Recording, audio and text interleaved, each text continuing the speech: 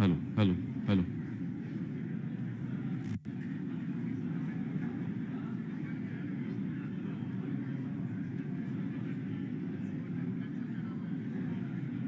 Hello hello hello check hello hello hello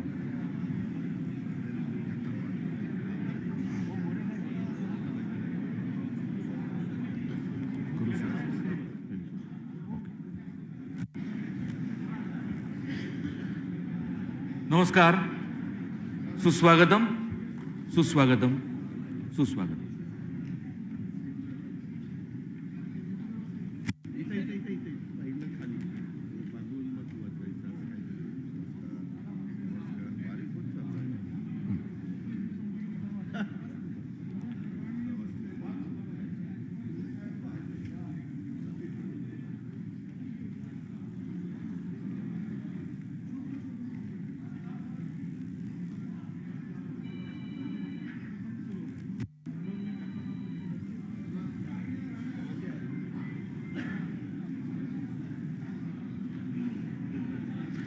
नमस्कार, सुस्वागतम सुस्वागतम. आजच्या या ऐतिहासिक आणि तितक्याच संस्मरणीय सोहळ्यासाठी उपस्थित असलेल्या सर्व मान्यवरांचं मी प्रसाद ओक महाराष्ट्र विधान मंडळाच्या वतीने मनपूर्वक स्वागत करतो. महाराष्ट्र विधान मंडळातर्फे हिंदू हृदय सम्राट माननीय बाळासाहेब ठाकरे यांच्या जीवन कार्यावर आधारित ग्रंथसंपदेतील हिंदू हृदय सम्राट ही ग्रंथ प्रदर्शनी सादर करण्यात आलेली आहे. त्याचप्रमाणे हिंदू हृदय सम्राट बाळासाहेब ठाकरे यांच्या प्रेरणादायी जीवन प्रवासातल्या क्षणचित्रांना आकर्षक छायाचित्र मांडणीद्वारे सुंदर उजाळा देण्यात आलेला आहे. ग्रंथसंपदेतील हिंदू हृदय सम्राट ही ग्रंथ प्रदर्शनी आणि हिंदू हृदय सम्राट बाळासाहेब ठाकरे एक विलक्षण जीवन प्रवास ही छायाचित्र प्रदर्शनी अशा दोन्हीचं उद्घाटन माननीय मुख्यमंत्री महोदय आणि माननीय उपमुख्यमंत्री महोदय यांच्या शुभ हस्ते संपन्न झालेलं आहे. ग्रंथ प्रदर्शनी तळमजल्यावरच्या मोकळ्या जागेत, छायाचित्र प्रदर्शनी 5व्या मजल्यावरच्या उद्वाहनासमोरच्या मोकळ्या जागेत आयोजित करण्यात आलेली आहे. आपण सर्वांनी या तैलचित्र प्रकाशन सोहळ्यानंतर या दोन्ही ठिकाणी अवश्य भेट द्यावी अशी आग्रहाची विनंती. धन्यवाद.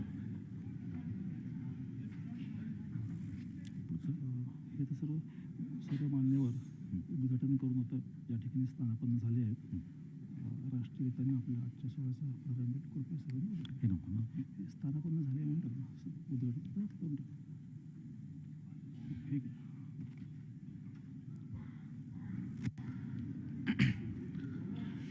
सर्व मान्यवरांचं सभागृहात आगमन झालेलं आहे.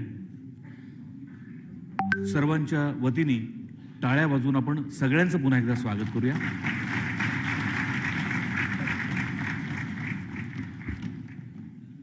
आजच्या या मंगलमयी सोहळ्याचा प्रारंभ राष्ट्रगीताने होतोय. कृपया सर्वांनी उभं राहावं.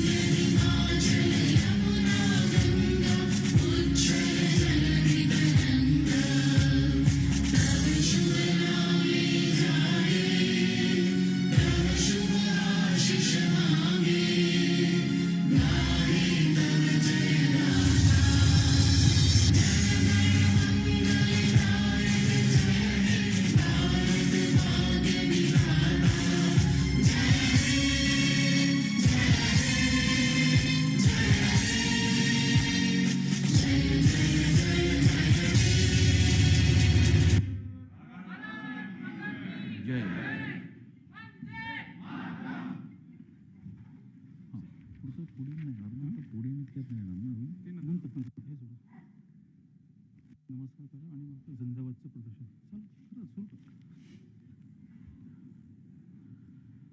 आज हिंदू हृदय सम्राट माननीय बाळासाहेब ठाकरे यांची जयंती. या जयंती दिनी त्यांचं तैलचित्र महाराष्ट्र विधानमंडळाच्या या मध्यवर्ती सभागृहात आपण समारंभपूर्वक झळकवणार आहोत.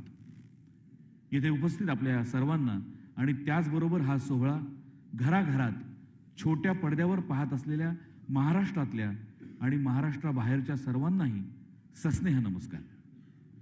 आजचा हा सोहळा म्हणजे तमाम भारतीयांच्या जीवनातला एक अत्यंत आनंदाचा आणि संस्मरणीय प्रसंग आहे.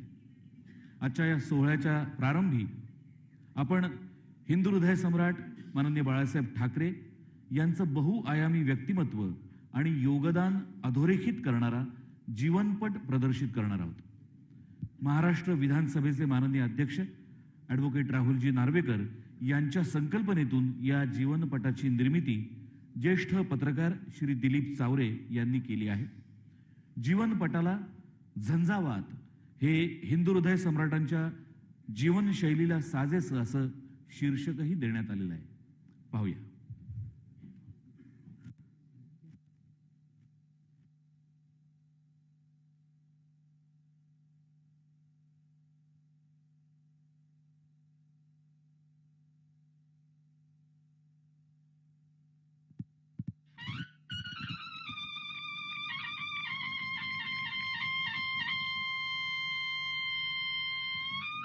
अखंड हिंदुस्थानच्या कैवारी प्रबोधनकार सुपुत्र देव देश धर्म मराठी मनाचे मानबिंदू हिंदू अस्मितेचे शिरोमणी हिंदुस्थान हिंदू हिंदुस्थानचे एकमेव हिंदू हृदय सम्राट हिंदू धर्मरक्षक सरसेनापती महानेता माननीय शिवसेना प्रमुख श्रीमान बाळासाहेब ठाकरे यांचा. जमलेल्या माझ्या तमाम हिंदू बांधवांनो, भगिनींनो, मातांनो, बाळ केशव ठाकरे, कार्टूनिस्ट ते किंगमेकर. एका सामान्य मध्यम वर्गीय मराठी कुटुंबात जन्मलेल्या या तरुणानं आपली प्रखर विचारसरणी आणि संघटन कौशल्य यांच्या जोरावर शिवसेना हे नाव जगप्रसिद्ध करून दाखवलं. संघटना कशी उभी करावी, संघटनेच्या कार्यकर्त्यांना आपल्या बरोबर कसं मोठं करावं, एखादा चुकत असेल तर त्याला त्याची जागा कशी दाखवून द्यावी, हे आदर्श नेत्याचे गुण बाळासाहेब ठाकरे यांनी प्रत्यक्षात आणून दाखवले. एक हाती संघटना आणि एकमेव नेतृत्व या बाबतीत बाळासाहेब अनभिषिक्त होते. त्यांची तुलना आधुनिक काळात करता येईल असा एखादा नेता दाखवणं कठीण आहे. इंग्रजीत निघणाऱ्या शंकर्स विकली या साप्ताहिकावरून प्रेरणा घेऊन तेव्हाचे एक अस्वस्थ तरुण बाळ ठाकरे यांनी मार्मिक हे मराठीतील पहिलं व्यंगचित्र साप्ताहिक सुरू करण्याचा निर्णय घेतला. त्याचा शुभारंभ तत्कालीन मुख्यमंत्री यशवंतराव चव्हाण यांनी 13 ऑगस्ट 1960 रोजी केला. तेथपासून बाळासाहेबांच्या सार्वजनिक जीवनास एक निश्चित आयाम प्राप्त झाला. नोकऱ्यांच्या बाबतीत, रोजगाराच्या बाबतीत मराठी तरुणांना सहन कराव्या लागणाऱ्या अन्यायाला वाचा फोडण्याचं काम मार्मिकच्या माध्यमातून बाळासाहेबांनी सुरू केलं. मात्र ते पुढे नेण्यासाठी एखाद्या संघटनेची गरज त्यांना भासू लागली. तर दादा पलंगावर बसले होते. असा एक आडवा पलंग होता, त्याच्यावर ते बसायचे. काय रे म्हणे, तुझं असंच चालणार काय? याला काय असं संघटित रूप वगैरे देणार का? आपलं नुसतं याद्या छापत बसणार? म्हटलं विचार चाललाय, नाव काय देणार? म्हटलं अजून काहीच नाही ठरलं. बसल्यावर ते फटकन ते बोलून गेले, शिवसेना. दिलं. किती वाजले घड्याळात काय वगैरे ज्योतिषला विचारलं, काही नाही काही नाही. नारळ आणला, फोडला महाराजांच्या तसबिरी पुढे, घोषणा दिली आमच्या एका मित्राने. शिवसेनेची सुरुवात झाली त्या तारखेपासून. 1966 साली 19 जूनच्या मुहूर्तावर प्रबोधनकार केशव सीताराम ठाकरे यांनी नारळ वाढवून लाखो मराठी माणसांच्या उपस्थितीत शिवसेना ही संघटना स्थापन झाल्याचा एल्गार शिवतीर्थावर केला. तोपर्यंत एक पत्रकार, व्यंगचित्रकार आणि प्रभावी वक्ता म्हणून बाळासाहेबांचा परिचय महाराष्ट्रात झाला होता. छत्रपती शिवाजी महाराजांचा आदर्श आणि स्वातंत्र्यवीर सावरकरांचे तेजस्वी विचार आपल्या रोखठोक शैलीत बाळासाहेब समाजासमोर मांडू लागले. आरंभी मुंबई आणि ठाणे इथं सक्रिय असलेल्या शिवसेनेनं 1969 साली महाराष्ट्र कर्नाटक सीमा प्रश्नावर केलेलं आंदोलन इतकं पेटलं की अखेर शासनाला स्थानबद्ध बाळासाहेबांना मुक्त करावं लागलं. त्यांच्याच माध्यमातून शांततेचं आवाहन करावं लागलं. इथून बाळासाहेबांच्या नेतृत्वाला व्यापक जनाधार लाभू लागला. बाळासाहेबांच्या कारकिर्दीत 1985 हे वर्ष मैलाचा दगड म्हणता येईल. मुंबई महापालिकेत सर्वाधिक नगरसेवक निवडून आणून दाखवण्याची किमया बाळासाहेबांनी करून दाखवली. मुंबईचे तरुण महापौर सुधीर जोशी, ठाण्याचे प्रथम लोकनिर्वाचित नगराध्यक्ष सतीश प्रधान अशा नेत्याने शिवसेनेच्या प्रतिमेस झळाळी दिली. आनंद दिघे म्हणजे धगधगता निखारा, बाळासाहेबांचा आदर्श सैनिक. समाजकारण 80% आणि राजकारण 20% हा बाळासाहेबांचा मंत्र या तरुणानं प्रत्यक्षात आणून दाखवला. अशा असंख्य सैनिकांनी संघटना भक्कम केली. त्यांच्या केवळ एका तोंडी आदेशानं मुंबई बंद होऊ लागली. होय, मी रिमोट कंट्रोल आहेच असं ठणकावून सांगणारे बाळासाहेब एकमेव पक्षप्रमुख. बाळासाहेब एक रिमोट कंट्रोल आहेच जाहीर आहे. पण जेवढ्या माझ्या रिमोट कंट्रोल बद्दल एक तुम्ही चोमड्यासारखी चौकशी करता तेवढी हायकमांड बद्दल का करत नाही? बाळासाहेब म्हणजे पत्रकारांचं आवडतं नेतृत्व. एकदा एखादं विधान केलं की त्याचा परिणाम काहीही होवो, बाळासाहेब कधीच त्यापासून मागे हटत नसत. मी असं म्हणालोच नव्हतो किंवा माझ्या विधानाचा विपर्यास केला गेला असला बचाव त्यांनी कदापि केला नाही. माझे शब्द बंदुकीच्या गोळीसारखे असतात. गेली गोळी की गेली परत शोधत नाही कुठे पडली. आपले विचार आम जनतेपर्यंत पोहोचवण्यासाठी बाळासाहेबांना आता एखाद्या दैनिकाची गरज भासू लागली. त्यातून जन्म झाला शिवसेनेच्या बुलंद आवाजाचा आविष्कार सामना. त्यांची तिखट भाषा जशीच्या तशी मुद्रित माध्यमातून वाचकांपर्यंत पोहोचवणं अनेकदा शक्य नसे. पण दूरचित्रवाणी हे साधन उपलब्ध झालं आणि बाळासाहेब आपले विचार थेट लोकांपर्यंत पोहोचवू लागले. अल्पसंख्य तुष्टीकरण आणि बहुसंख्य समाजाप्रती दुजाभाव हे तत्कालीन राजकीय धोरण बाळासाहेबांना कधीच पसंत नसे. भारतीय जनता पक्षाबरोबर युती करून या धोरणाचा यशस्वी प्रतिकार करण्यास त्यांनी आरंभ केला. बाळासाहेब आणि प्रमोद महाजन या नेत्यांनी ही युती राज्यात आणि देशात सत्तारूढ करून दाखवली.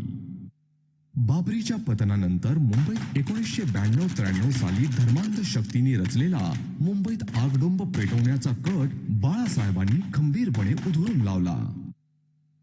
साहजिकच त्यांच्या नेतृत्वास केवळ राष्ट्रीय नव्हे तर आंतरराष्ट्रीय परिमाण लाभलं.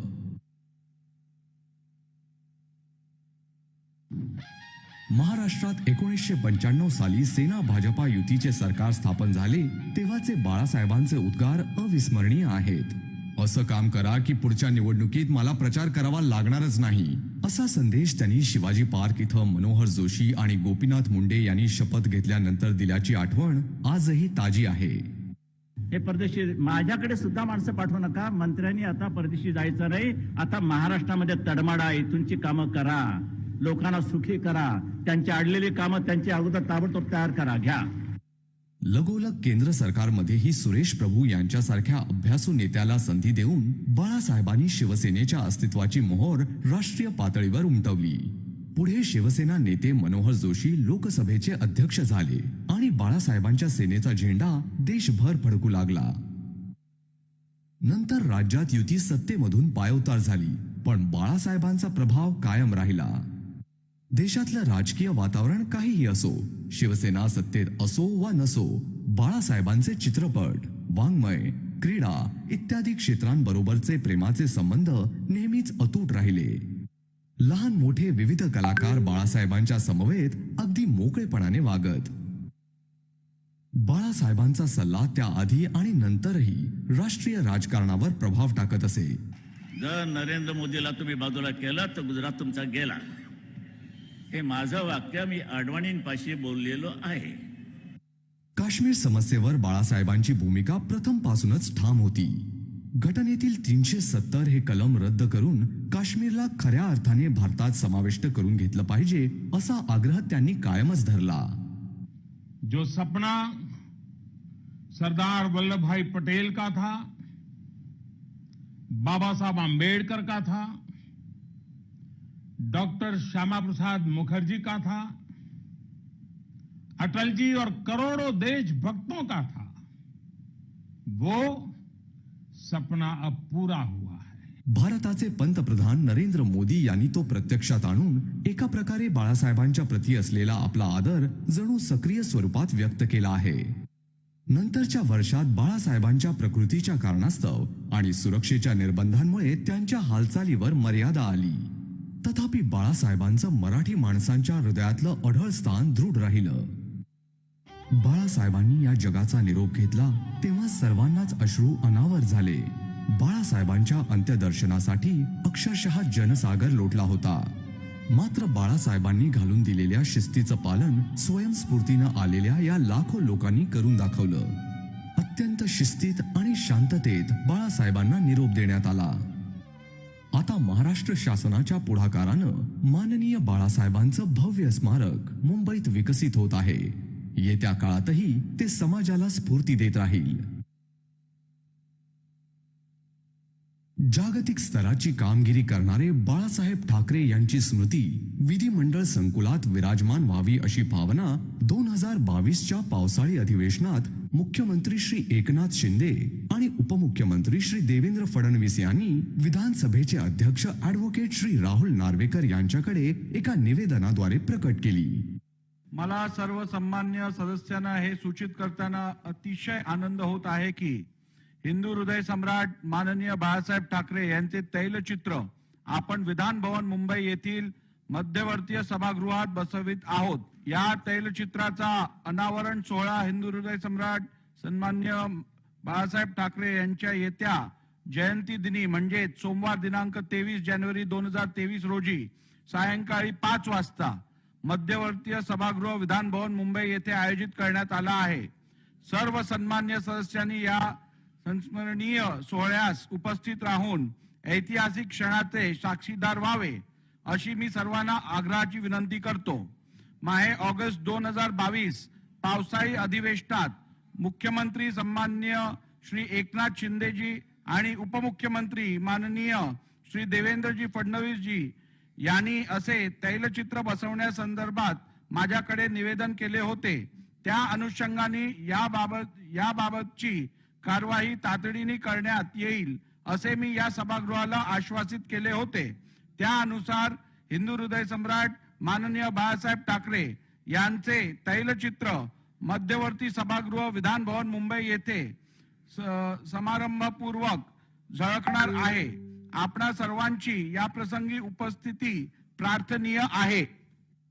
थोर स्वातंत्र्य सेनानी झाशीची राणी लक्ष्मीबाई, हैदराबाद मुक्ती संग्रामाचे सेनापती स्वामी रामानंद तीर्थ, संयुक्त महाराष्ट्र संग्रामाचे नेते SM जोशी, स्वतंत्र भारताच्या पहिल्या लोकसभेचे अध्यक्ष दादासाहेब मावळणकर, स्वातंत्र्यवीर विनायक दामोदर सावरकर, छत्रपती शिवाजी महाराजांच्या मातोश्री वंदनीय राजमाता जिजाऊ, प्रातस्मरणीय नेताजी सुभाषचंद्र बोस, तेजस्वी कणखर नेतृत्व इंदिराजी गांधी, आधुनिक महाराष्ट्राचे शिल्पकार यशवंतराव चव्हाण, पुण्यश्लोक अहिल्यादेवी होळकर आणि भारतात स्त्री शिक्षणाची पायाभरणी करणाऱ्या क्रांतिज्योत सावित्रीबाई फुले या लोकोत्तरांच्या मांदियाळीत आज सोमवार 23 जानेवारी 2023 रोजी माननीय बाळासाहेब ठाकरे यांच्या जयंती दिनी त्यांचे तैलचित्र विराजमान होत आहे.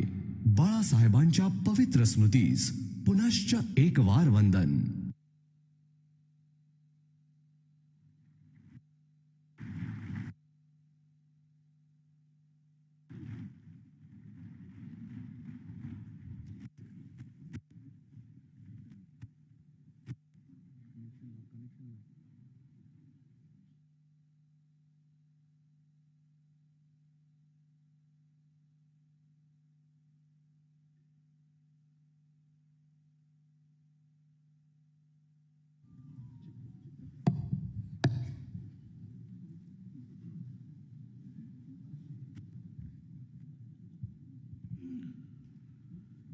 हिंदू हृदय सम्राट बाळासाहेब ठाकरे यांचं व्यक्तिमत्व बहुआयामी आणि चतुरस्त्र होतं.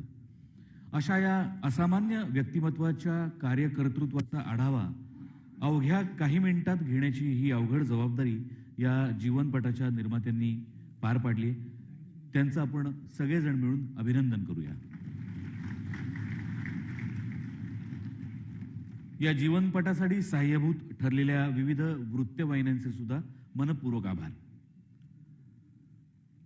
आता माननीय मुख्यमंत्री, माननीय उपमुख्यमंत्री, माननीय अध्यक्ष विधानसभा, माननीय उपसभापती महोदया विधान परिषद, माननीय उपाध्यक्ष विधानसभा, माननीय मराठी भाषा मंत्री, माननीय विरोधी पक्षनेते विधान परिषद, माननीय विरोधी पक्षनेते विधानसभा, माननीय केंद्रीय मंत्री नारायण राणे साहेब, माननीय राजसाहेब ठाकरे या सर्व मान्यवरांना मी विनंती करतो की कृपया आपण व्यासपीठावरती स्थानबद्ध व्हावं.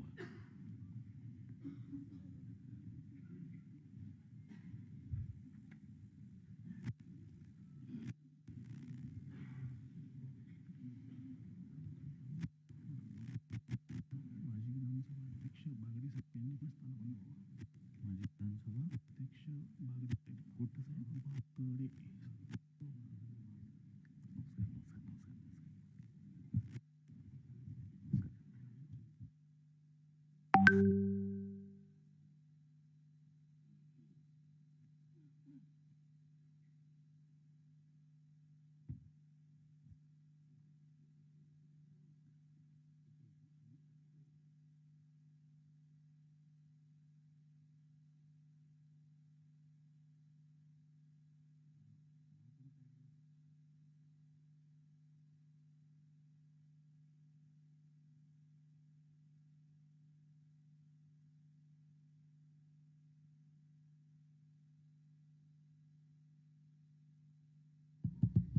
मी विधानसभेचे माजी अध्यक्ष सन्मान्य हरिभाऊ बागडे साहेब यांना विनंती करतो की कृपया आपण व्यासपीठावरती येऊन स्थानापन्न व्हावे. हरिभाऊ बागडे साहेब.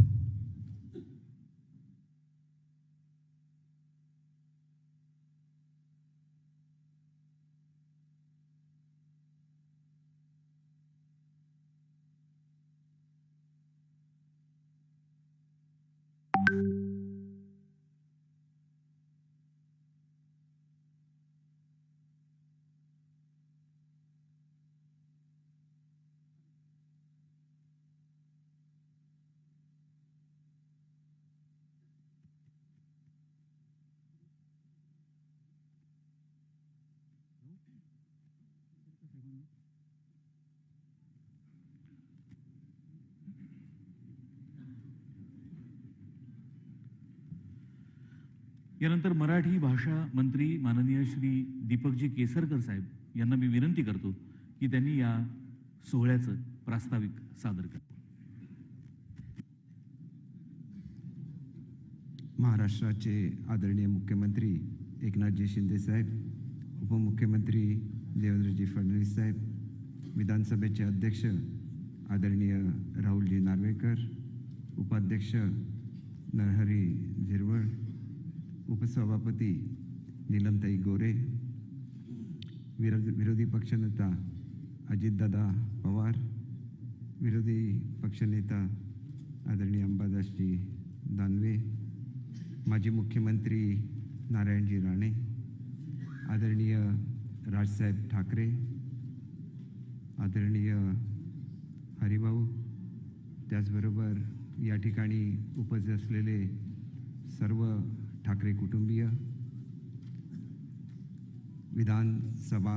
सर्व विधानसभा विधान परिषद सदस्य, सर्व सन्माननीय खासदार महोदय, आदरणीय बाळासाहेब ठाकरेंना वर नितांत प्रेम करणारे असंख्य मान्यवर आणि बंधू भगिनींनो, हिंदू हृदय सम्राट माननीय बाळासाहेब ठाकरे यांच्या विधान भवनातील तैलचित्राच्या अनावरण सोहळ्याचे प्रास्ताविक करण्याची संधी लाभली हे मी माझे सद्भाग्य समजतो.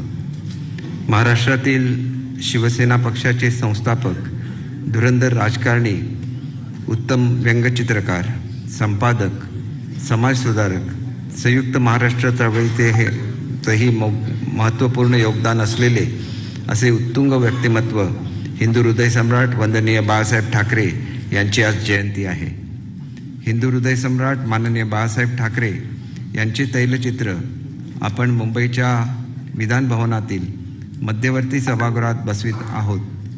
याबाबत ऑगस्ट 2022च्या पावसाळी अधिवेशनात मुख्यमंत्री माननीय एकनाथजी शिंदे आणि उपमुख्यमंत्री माननीय देवेंद्रजी फडणवीस यांनी असे तैलचित्र बसविण्याबाबतचे निवेदन माननीय अध्यक्ष ॲडव्होकेट राहुल नार्वेकर यांच्याकडे केले होते. त्या अनुषंगाने याबाबतची कार्यवाही तातडीने करण्यात येऊन आज हा समारंभ होत आहे. याचा मला मनापासून आनंद वाटतो. या तिघांचेही मी मनापासून अभिनंदन करतो. कारकिर्दीच्या सुरुवातीला बाळासाहेबांनी फ्री प्रेस जर्नलमध्ये व्यंगचित्रकार म्हणून काम केले. पुढे 1960 साली त्यांनी मार्मिक हे स्वतःचे साप्ताहिक सुरू केले. 19 जून 1966 रोजी त्यांनी शिवसेनेची स्थापना केली. 80% समाजकारण आणि 20% राजकारण ही त्यांच्या पक्षाची घोषणा होती. महाराष्ट्रातील अनेक उद्योग असूनही मराठी माणूस बेरोजगार व गरीब आहे हे त्यांनी महाराष्ट्राच्या लक्षात आणून दिले. त्या दिशेने त्यांनी काम केले व मराठी माणसांना रोजगार उपलब्ध करून दिले. असंख्य गरजवंतांना त्यांनी मदत केली. त्यांचे व्यक्तिमत्व आक्रमक आणि प्रभावी होते. मनात येईल ते स्पष्ट बोलून ते मोकळे व्हायचे. त्यांच्या भाषणाला प्रचंड गर्दी जमत असेल. बाळासाहेब आणि गर्दी हे एक समीकरण बनले होते. हेच समीकरण आजही कायम आहे आणि पुढेही कायम राहील यात शंका नाही. या कार्यक्रमाच्या निमित्ताने उपस्थित सर्व मान्यवरांचे मी या ठिकाणी हार्दिक स्वागत करतो. जय हिंद, जय महाराष्ट्र. धन्यवाद केसरकर साहेब. मी माननीय रामदासजी कदम आणि माननीय गजाननजी कीर्तीकर यांना व्यासपीठावरती येण्याची विनंती करतो.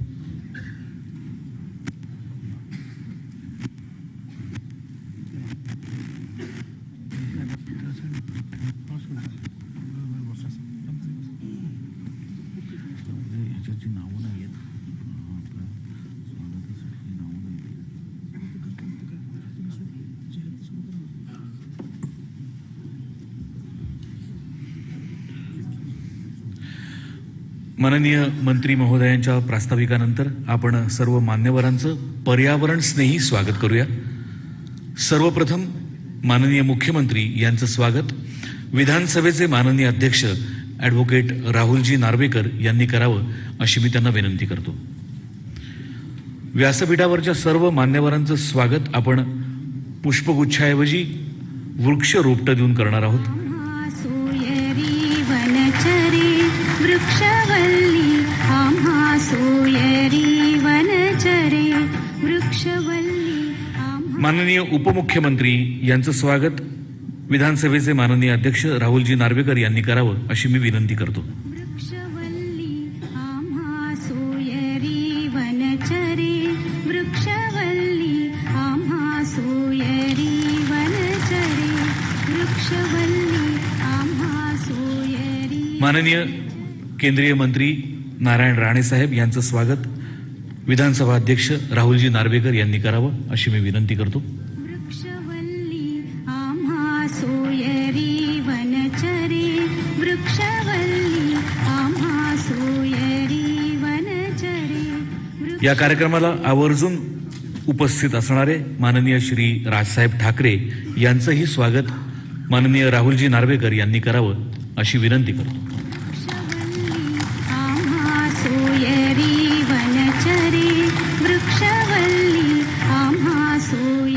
माननीय मराठी भाषा मंत्री श्री दीपकजी केसरकर यांचं स्वागत विधानसभेचे माननीय उपाध्यक्ष श्री नरहरी झिरवाळ यांनी करावं अशी मी त्यांना विनंती करतो.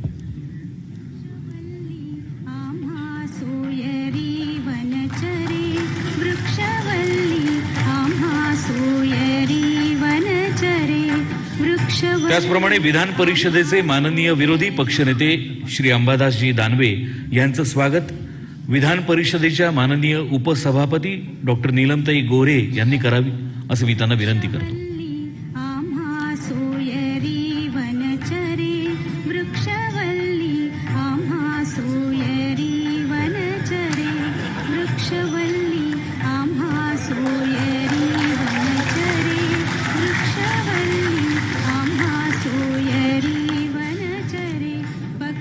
तसंच माजी उपमुख्यमंत्री आणि विधानसभेचे माननीय विरोधी पक्षनेते श्री अजितदादा पवार यांचं स्वागत विधानसभेचे माननीय अध्यक्ष ॲडव्होकेट राहुलजी नार्वेकर यांनी करावं अशी मी विनंती करतो.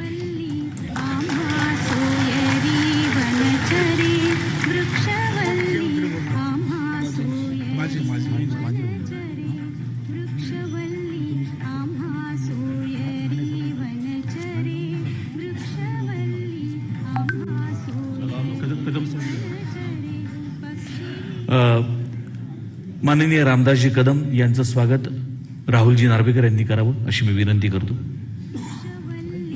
आम्हा सोयरी वनचरे वृक्षवल्ली आम्हा सोयरी वनचरे वृक्षवल्ली आम्हा सोयरी वनचरे माननीय गजानन कीर्तीकर यांचं स्वागत राहुलजी नार्वेकर यांनी करावं अशी मी विनंती करतो. वृक्षवल्ली आम्हा सोयरी वनचरे वृक्षवल्ली आम्हा सोयरी वनचरे वृक्षवल्ली आम्हा सोयरी माननीय हरिभाऊ बागडे यांचं स्वागत माननीय विधानसभा अध्यक्षांनी करावं अशी मी विनंती करतो. वृक्षवल्ली आम्हा सोयरी वनचरे वृक्षवल्ली आम्हा सोयरी वनचरे वृक्षवल्ली आम्हा या कार्यक्रमाचे सूत्रसंचालक सुप्रसिद्ध अभिनेते आणि दिग्दर्शक श्री प्रसाद ओक यांचे स्वागत महाराष्ट्र विधानमंडळाचे प्रधान सचिव श्री राजेंद्र भागवत सर यांनी करावं अशी मी त्यांना विनंती करतो. श्री प्रसाद ओक साहेब. आम्हा सोयरी वनचरे वृक्षवल्ली आम्हा सोयरी धन्यवाद. आता प्रसाद ओक.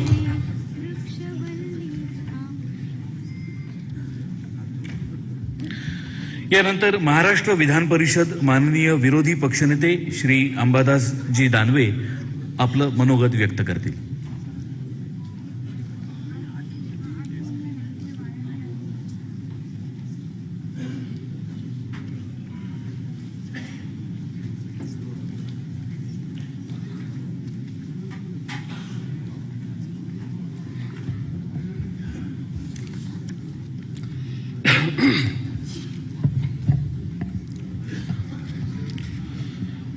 हिंदू हृदय सम्राट शिवसेना प्रमुख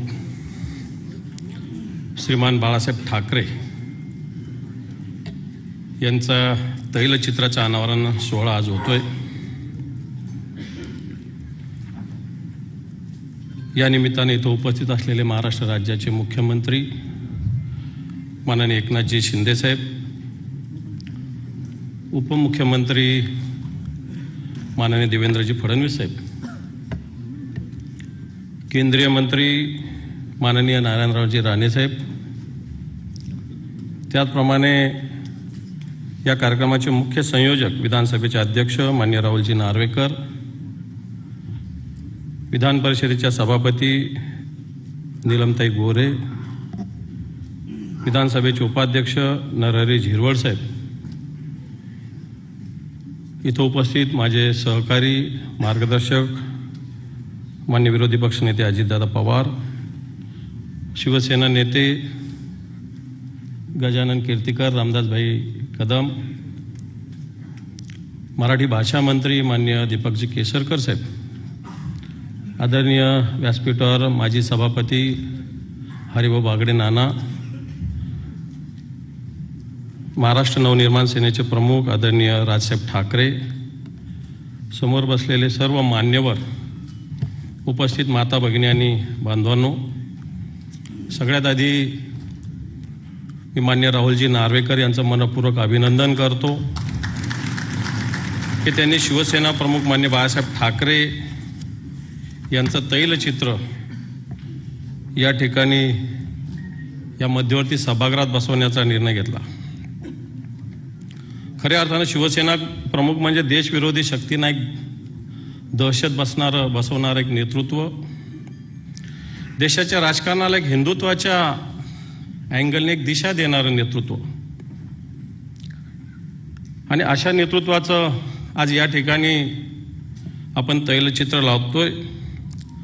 वाटतं की मी एक शिवसैनिक म्हणून अनेक प्रसंग शिवसेना प्रमुखांचे निश्चित आलेले आहे.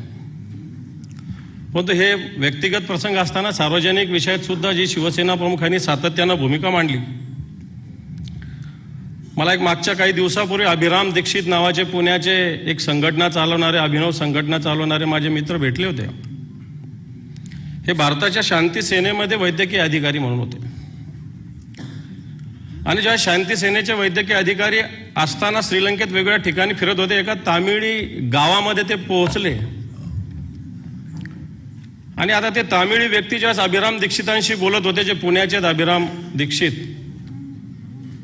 सुरुवातीला त्यांना तामिळी कळायला वेळ लागला.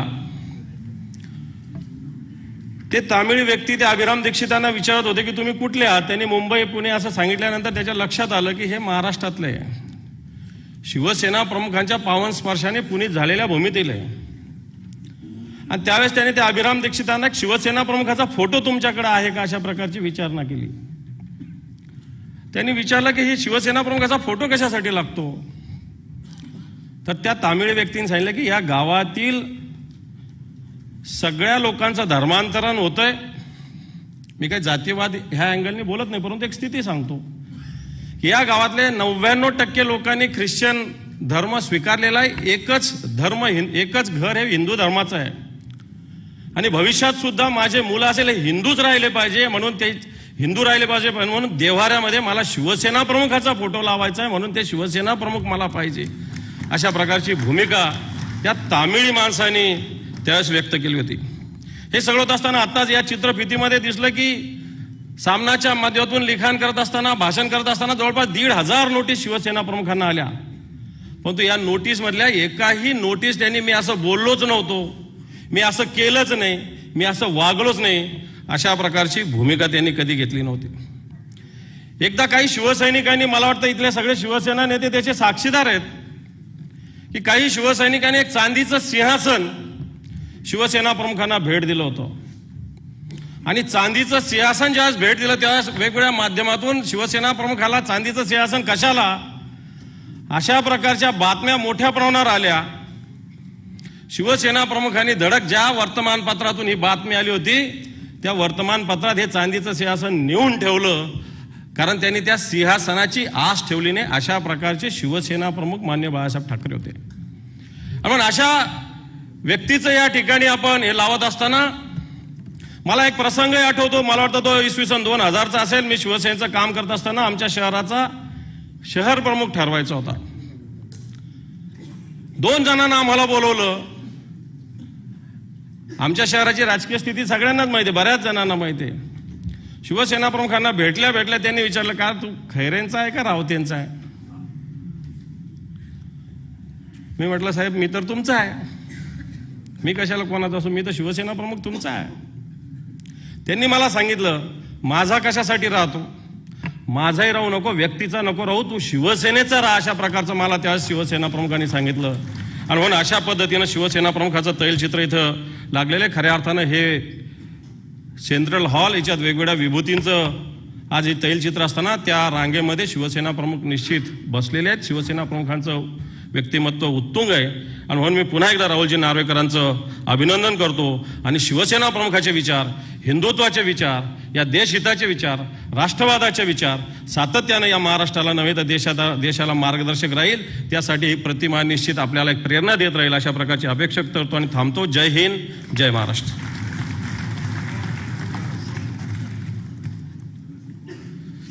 धन्यवाद दानवे साहेब.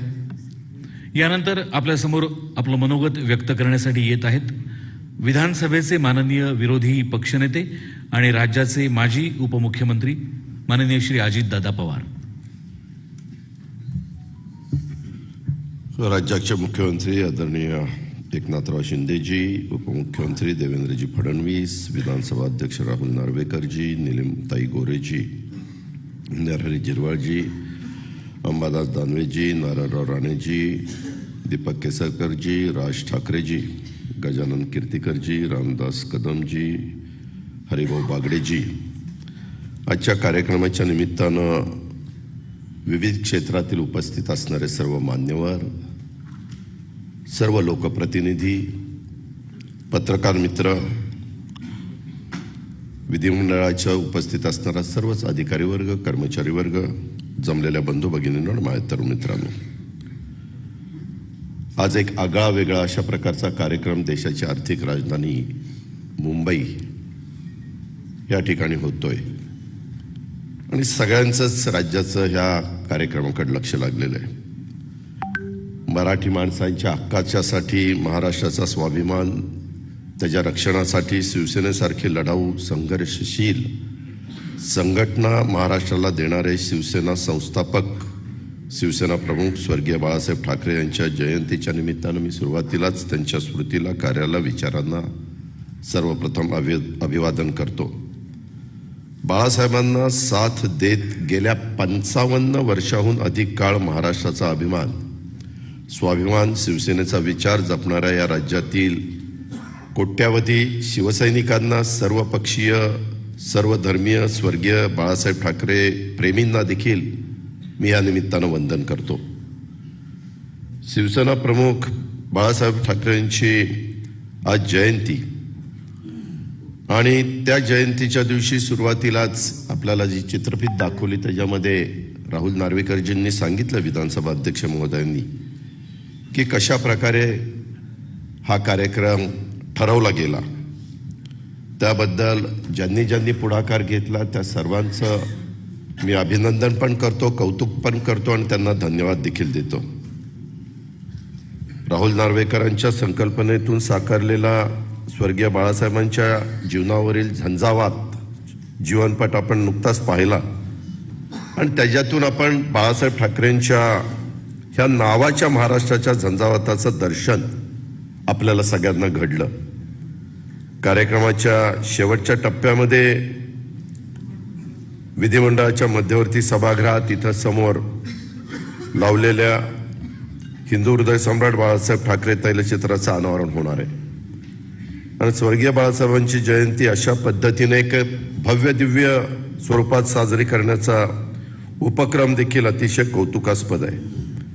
मराठी माणसाच्या हक्कासाठी, महाराष्ट्राच्या हितासाठी, देशाच्या स्वाभिमानासाठी लढणाऱ्या बाळासाहेबांसारख्या नेत्याची प्रतिमा किंवा तैलचित्र विधिमंडळाच्या मध्यवर्ती सभागृहामध्ये लावणं ही मराठी माणसांच्यासाठी, महाराष्ट्रासाठी अभिमानाची आणि आनंदाची पण गोष्ट आहे आणि अभिमानाची पण गोष्ट आहे.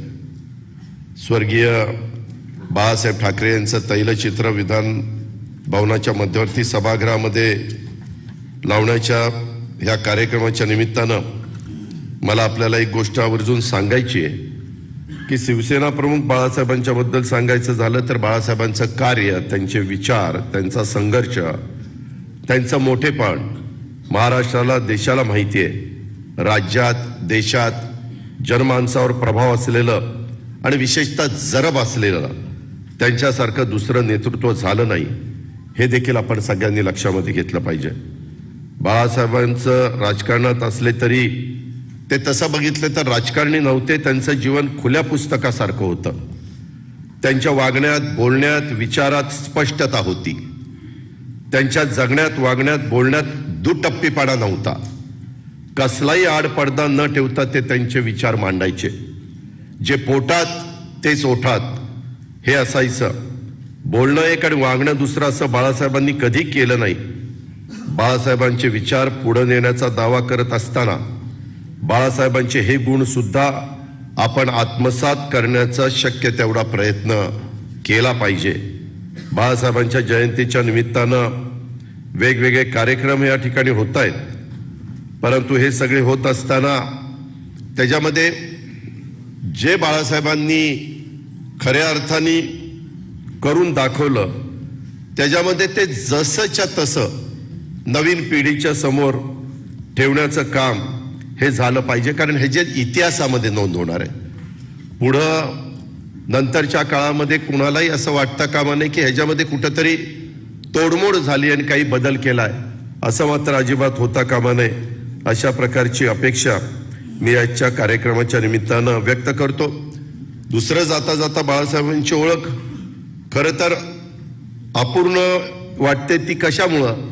शिवसेना प्रमुख पदाशिवाय बाळासाहेबांची ओळख ही महाराष्ट्रामध्ये अपूर्ण आहे. त्यामुळं प्रतिमेवर मला माहीत नाही नक्की काय, परंतु काहींनी मला सांगितलं हिंदू हृदय सम्राट बाळासाहेब ठाकरे असं तिथं नाव लिहिलेलं आहे. त्याच्याऐवजी शिवसेना प्रमुख हिंदू हृदय सम्राट बाळासाहेब ठाकरे असं जर ते केलं तर विधानसभा अध्यक्ष महोदय, उपसभापती महोदया, मला आपल्याला विनंती करायची की त्या गोष्टीचा विचार आपण जरूर त्या ठिकाणी करावा. त्याचबरोबर आपण पाहिलं तर स्वर्गीय बाळासाहेब हिंदू हृदय सम्राट आहेतच, परंतु त्यांच्याबद्दल कुणाच्या मनात शंकाच नाही, महाराष्ट्राच्या नाही, देशाच्या नाही. मात्र केवळ ते हिंदू धार्जिणे होते हे तसं बघितलं तर अर्धसत्य आहे. बाळासाहेबांना हिंदू, मुस्लिम, शीख, बौद्ध, जैन अशा सर्व धर्मियांच्या बद्दल आस्था होती, सर्व धर्मियांच्या मध्ये त्यांच्याबद्दल आदर होता आणि आहे. हे पण मागच्या अनेक उदाहरणावरून आपल्याला सगळ्यांना पाहता येईल. 72-73 मध्ये शिवसेनेनं रासू गवई साहेबांच्या बद्दल बरोबर RPIची युती केलेली होती. मुंबई महानगरपालिका लढल्यानंतर देखील काही जागा कमी पडल्या, त्यावेळेस शिवसेनेने कधी मुस्लिम लीगचा पण पाठिंबा घेतलेला होता आणि सुधीर जोशींना महापौर केलेलं होतं. 1979 मध्ये शिवसेना आणि मुस्लिम लीगचे नेते नागपाड्यात मस्तान तलावामध्ये संयुक्त सभा झालेली होती आणि दोन्ही पक्षाचे नेते एकाच व्यासपीठावर होते. बाळासाहेब मुस्लिम विरोधात होते म्हणणं योग्य नाही, पण भारत विरोधी पाकिस्तान धार्जिण्यांच्या विरोधामध्ये 100% बाळासाहेब होते. हे आपण सगळ्यांनी लक्षामध्ये घेतलं पाहिजे. त्यावेळेस त्यांचे विचार त्या शिवाजी पार्कमध्ये जे ऐकायला मिळायचे, अक्षरशः लोकांच्या अंगावर शहारे उमटवणारे अशा प्रकारे ते विचार त्या ठिकाणी होते. बाळासाहेबांनी काळाची गरज ओळखून वेळोवेळी अनेक राजकीय पक्षांची युती केली. त्यांनी 76 ते 78 मध्ये काँग्रेसची युती केलेली जुन्या लोकांना आठवत असेल. नामदेवराव ढसाळ यांच्याबरोबर देखील दलित पॅथरबद्दल त्यांनी युती केली होती. भीमशक्ती शिवशक्तीला एकत्र आणण्याचं काम रामदास आठवले यांच्याबरोबर देखील त्यांनी युती केलेली होती. 68 मध्ये जुनी लोक सांगतात मधु दंडोते साहेबांच्या प्रजा समाजवादी पक्षाबरोबर पण त्यांनी युती केली. आणि आणीबाणीच्या काळामध्ये शिवसेनेने इंदिरा गांधींना पण पाठिंबा दिला होता. भाजपसोबत युती असताना राष्ट्रपतीच्या काँग्रेसच्या उमेदवार प्रतिभाताई पाटील आणि नंतर काँग्रेसचे उमेदवार प्रणव मुखर्जी साहेब यांना पण बाळासाहेबांनी दिलदारपणे पाठिंबा दिलेला होता, मोठ्या मनाने पाठिंबा दिलेला होता. त्याच्या संदर्भामध्ये माजी मुख्यमंत्री काँग्रेसचे नेते बॅरिस्टर AR अंतुले यांना श्रीवर्धनमध्ये पाठिंबा दिलेला होता. आणि अशा पद्धतीनं त्यांचा आपण मागोवा त्या ठिकाणी घेऊ शकतो. अशा अनेक गोष्टी सांगता येतील. स्वर्गीय बाळासाहेब ठाकरे हे केवळ हिंदू हृदय सम्राट नव्हते, ते नेतृत्व सम्राट देखील होते. हिंदू हृदय सम्राट तर होतेच होते, कर्तृत्व सम्राट होते, वक्तृत्व सम्राट होते, पत्र सम्राट होते, कला सम्राट होते, मैत्री सम्राट होते. बाळासाहेब राजकारण, समाजकारण, कलेच्या क्षेत्रात चक्रवर्ती सम्राट होते. आदरणीय पवारसाहेबांच्या बरोबर देखील राजकीय प्रतिस्पर्धेशी राजकीय, सामाजिक, उद्योग, व्यापार, कला, क्रीडा, सांस्कृतिक क्षेत्रातले दिग्गजांची त्यांची गाढ मैत्री होती. ती व्यवहारापलीकडची मैत्री होती. प्रसंगी राजकीय किंमत मोजून त्यांनी ती जपली.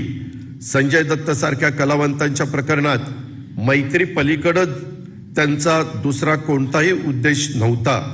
बाळासाहेबांच्याकडे मनाचा मोठेपणा होता.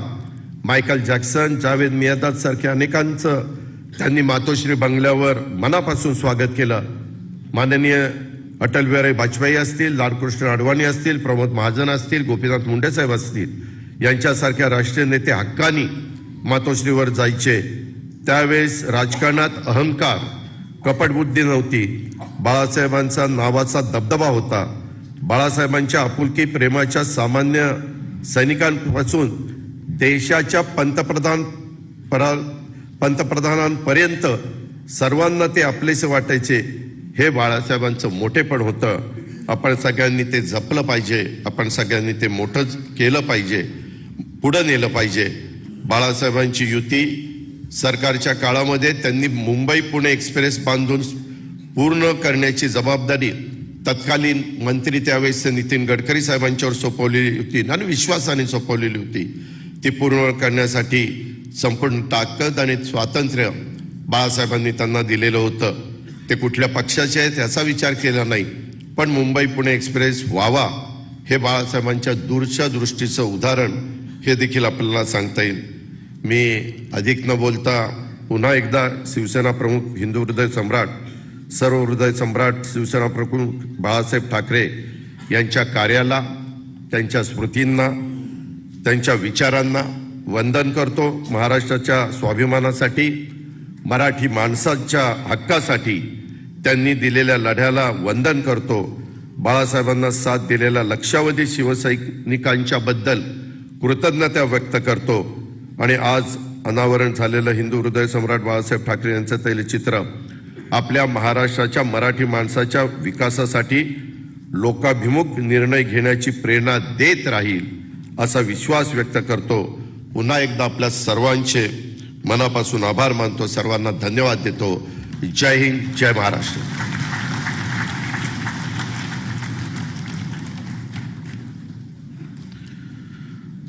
धन्यवाद माननीय श्री अजितदादा पवार. हिंदू हृदय सम्राट माननीय बाळासाहेब ठाकरे यांचा व्यक्तिगत स्नेह आणि मार्गदर्शन महाराष्ट्रातल्या अनेक कार्यकर्त्यांना लाभलं. आजच्या या समारंभाला त्यातले अनेक मान्यवर उपस्थित आहेत. त्यापैकी काही व्यासपीठावर आहेत तर काही समोर सभागृहात उपस्थित आहेत. अशाच भाग्यवंतांपैकी एक म्हणजे माननीय उपसभापती डॉक्टर नीलमताई गोऱ्हे. मी नीलमताईंना विनंती करतो की त्यांनी आपलं मनोगत व्यक्त करावं.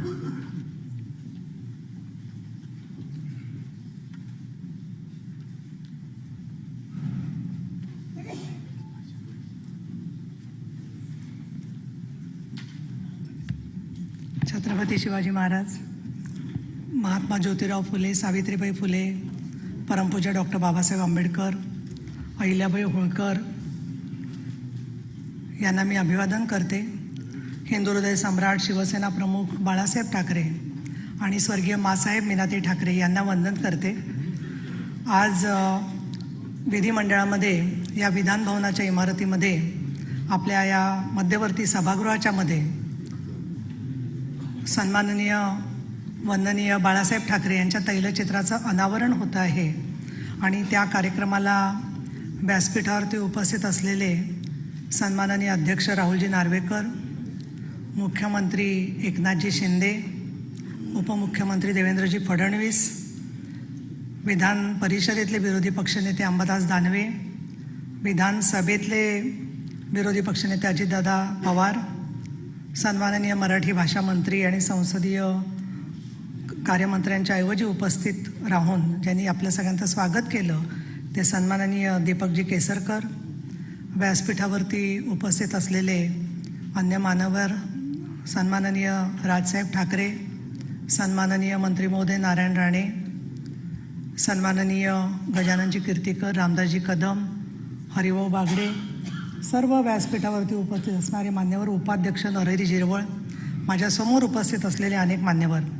आज सन्माननीय शिवसेना प्रमुख बाळासाहेब ठाकरे यांची जयंती आहे आणि नेताजी सुभाषचंद्र बोस यांची जयंती आहे. त्यांना मी सगळ्यात प्रथम अभिवादन करते. आणि आपल्यापैकी प्रत्येकावर वेगवेगळ्या प्रकारचं ऋण असतं, देशाचं, देवाचं, गुरूंचं, मार्गदर्शकांचं. आणि त्यामुळे आजचा दिवस जो आहे तो आपल्या या गुरूंच्या ऋणातून एक आपलं मनाला कुठेतरी दिलासा मिळेल अशा प्रकारचा आजचा दिवस आहे. आणि आजच्या या कार्यक्रमाकडे खूप संपूर्ण महाराष्ट्राचं लक्ष लागलेलं आहे. आणि त्यामध्ये हे तैलचित्र या सभागृहात लागावं या दृष्टिकोनातून विधानसभेत ठराव पारित करण्यात आला आणि विधान परिषदेत अर्थातच आमचा सगळ्यांचा याला पाठिंबाच आहे. आणि त्यानुसार इथे तैलचित्र लावण्यामध्ये आलं. बाळासाहेब ठाकरे यांचा माझा परिचय तुमच्यापैकी काहींपेक्षा जास्त असेल, काहींपेक्षा कमी असेल. परंतु हिंदू हृदय सम्राट बाळासाहेब ठाकरे यांची जी पहिली भेट माझी झाली त्या पहिल्या भेटीच्या मध्ये अर्थातच उद्धवजी ठाकरे हे मध्यवर्ती त्यांची भूमिका होती. आणि मला बाळासाहेब ठाकरे यांना भेटण्याची प्रचंड भीती वाटत होती की त्यांच्याशी बोलायचं म्हणजे काय बोलायचं, कारण त्यांच्याशी चर्चा करणं हा प्रकार काही नव्हता. त्यावेळेला मी त्यांना म्हटलं की मी फक्त सामाजिक काम करते मोठे साहेब, मला काही एकदम राजकारण असं शिवसेनेचं काही जमणार नाही. तर त्यांनी मला एक असं रजिस्टर पत्र दाखवलं आणि त्याच्यात लिहिलेलं होतं की निवेदन राजीव गांधी, शरदराव पवार, छगन भुजबळ, वेगवेगळी नावं होती. आणि मग त्याच्यात त्यांचंही नाव होतं बाळासाहेब ठाकरे. तर या सगळ्यांच्या यादीमधला तुम्हाला एक फक्त नेता समजतेस का? त्याच्यामुळे तुला काम पक्षात करायला असेल तर राजकीयच काम करायला पाहिजे, अशा पद्धतीने त्यांनी सांगितल्यावर मराठी भाषेसाठी, महाराष्ट्राच्या हितासाठी, महिला धोरणासाठी आणि त्याचबरोबर देशाची अस्मिता पुढे नेणारे नेते म्हणून बाळासाहेब ठाकरे आणि शिवसेनेमध्ये मी आता काम करत करत 24 वर्ष झाली आहेत. 4 वेळेला विधान परिषदेमध्ये मला पक्षाने संधी दिली आणि मला इथे आपण अनेक जण आमदार आहात, त्यापैकी जे शिवसेनेशी संबंधित आहात त्या प्रत्येकाला कल्पना आहे की बाळासाहेबांचं अधिवेशनावर किती लक्ष असायचं. प्रत्येक अधिवेशनात तुम्ही काय बोलणार आहात किंवा काय तुम्ही बोललं पाहिजे याच्याबद्दल ते बैठक घ्यायचे आणि आम्हाला कंपल्सरी होतं की अहवाल द्यायचा साहेबांना की आपण काय काम केलं याच्या संदर्भामध्ये. नंतर उद्धव साहेबांनी पण तीच परंपरा चालू ठेवली. काही वेळेला रागवायचे सुद्धा, काही वेळेला त्यांनी काही जणांचे मतभेद झाल्यावरती खूप कठोर शब्दामध्ये खरडपट्टी पण काढलेली आहे, ती आपण सगळ्या जणांनी पाहिलेली आहे. आणि या पार्श्वभूमीवरती नेतृत्व आणि त्याचबरोबर कनवाळूपणा, कठोर भूमिका, त्याचबरोबर सहृदयता, अमोघ असं वक्तृत्व आणि त्याचबरोबर हजरजबाबीपणा असे अनेक गुण आणि असे आगळे वेगळे गुण त्यांच्यामध्ये होते. आणि त्याच्यामुळे सन्माननीय अजितदादा आपण खूप तपशीलवार छान सांगितलं की माननीय बाळासाहेब ठाकरे यांनी कोणाकोणाशी युती केली, पण सगळ्यांशी वेळोवेळी युती करायला सुद्धा भाग्य लागतं.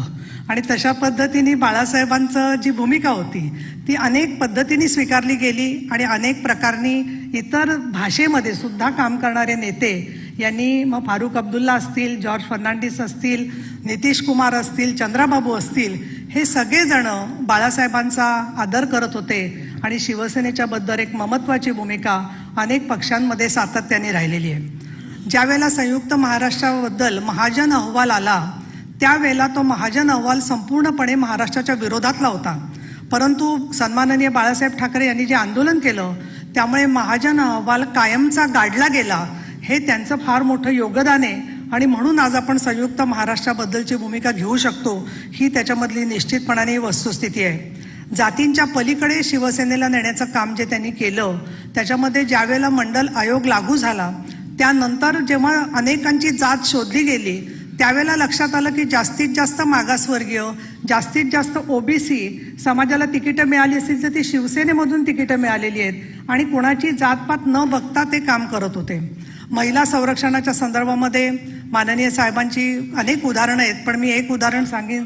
देवेंद्रजी फडणवीस इथे व्यासपीठावरती आहेत, शिंदेसाहेब पण आहेत, की ज्याला अक्कू यादव याचा अगदी कोर्टामध्ये जाऊन नागपूरमधल्या महिलांनी समाचार घेतला आणि त्याला तिथल्या तिथे त्याला यमसदनाला पाठवलं.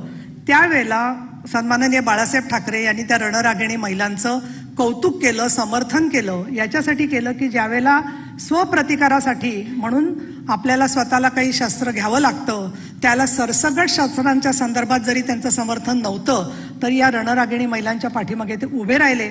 इतकंच नव्हे तर कोल्हापूरला अंबाबाई दर्शनाचा विषय होता, त्यावेळेला मला प्रश्न पडला होता कशा पद्धतीने हा संघर्ष करायचा का काय करायचं. त्यावेळेला त्यांनी मला सांगितलं की जिथपर्यंत पुरुष भाविक जातात तिथपर्यंत महिला जाऊ शकतात आणि या संदर्भामध्ये प्रबोधनकार ठाकरे यांची जी भूमिका होती हुंड्याच्या विरोधातली, बालविवाहाच्या विरोधातली, तीच भूमिका सातत्याने शिवसेना प्रमुख हे पुढे नेत होते. आजच्या कार्यक्रमाबद्दल मी सांगेन की राहुलजी नार्वेकर यांनी खूप मोठा पुढाकार घेतलेला आहे. काही काळ राहुलजी आपणही शिवसेनेत काम केलेलं आहे, त्याच्यामुळे हे काम करत असताना त्यांच्यामध्ये एक म्हणजे शिवसेना प्रमुखांच्याच खाक्याने ते वागले. म्हणजे त्यांनी तैलचित्र अजूनही आम्हाला दाखवलेलं नाहीये, पण जेव्हा पंढरपूरला आपण जायला निघतो त्याला कुठल्या वारकऱ्याच्या हातात झेंडा बघून विठ्ठलाकडे जात नसतं कोणी, म्हणून आम्ही कुठलाही मानापानाचा किंवा अहंकाराची भावना सुद्धा मनात आली नाही. आणि जे काय असेल ते ज्यावेळेला इतक्या मोठ्या पदावर असणारे व्यक्ती करत असतात त्यावेळेला आपण सगळ्यांनी महाराष्ट्रामधले कलाकार, महाराष्ट्रामधले सामान्य लोक यांच्यापर्यंत आपलं एक आनंदाचा क्षण पोचावा या दृष्टिकोनातून राहुलजी तुमची डॉक्युमेंटरी आहे ती पण छान आहे आणि त्या संदर्भामध्ये पुढच्या वेळेला असं आपण काही कराल तेव्हा परिषदेत जे आम्ही निर्देश देतो त्याची पण आठवण ठेवा, असं मी मुख्यमंत्री आणि उपमुख्यमंत्र्यांसमोर आणि आपल्या सगळ्यांसमोर मुद्दाम या ठिकाणी सांगेन. आणि आजच्या कार्यक्रमामध्ये शेवटी मी आपल्याला जरूर सांगेन की सेनापती बापटांचे जे शब्द आहे, खरा वीरवैरी पराधीनतेचा, महाराष्ट्र आधार या भारताचा, हे काम आपण सगळ्यांनी करण्याच्यासाठी संकल्प करावा हे मला जरूर सांगावं असं वाटतं. दुसरं माझ्या सगट मी असं म्हणेन की आज हिंदू हृदय सम्राट जर का असते, शिवसेना प्रमुख असते, तर आपल्याला भेटल्यावर काय काय बोलले असते याचा विचार जरूर आजच्या रात्री तुम्ही करा, अशी मी तुळजाभवानीच्याकडे प्रार्थना करते आणि आपल्याला शुभेच्छा देते. धन्यवाद. जय भीम, जय महाराष्ट्र.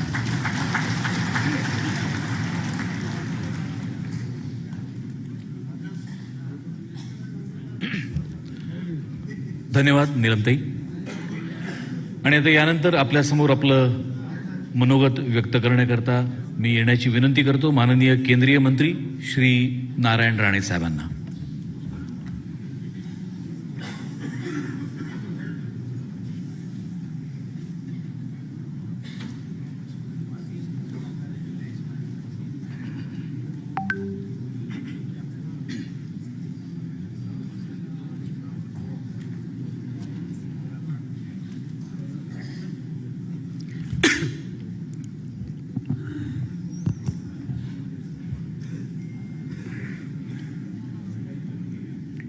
माननीय हिंदू सम्राट बाळासाहेब ठाकरे यांचे तैलचित्र अनावरण हा कार्यक्रम संपन्न होतोय आणि या कार्यक्रमासाठी उपस्थित असलेले महाराष्ट्र राज्याचे माननीय मुख्यमंत्री एकनाथजी शिंदे, माननीय उपमुख्यमंत्री देवेंद्रजी फडणवीस, माननीय विधानसभेचे अध्यक्ष राहुलजी नार्वेकर,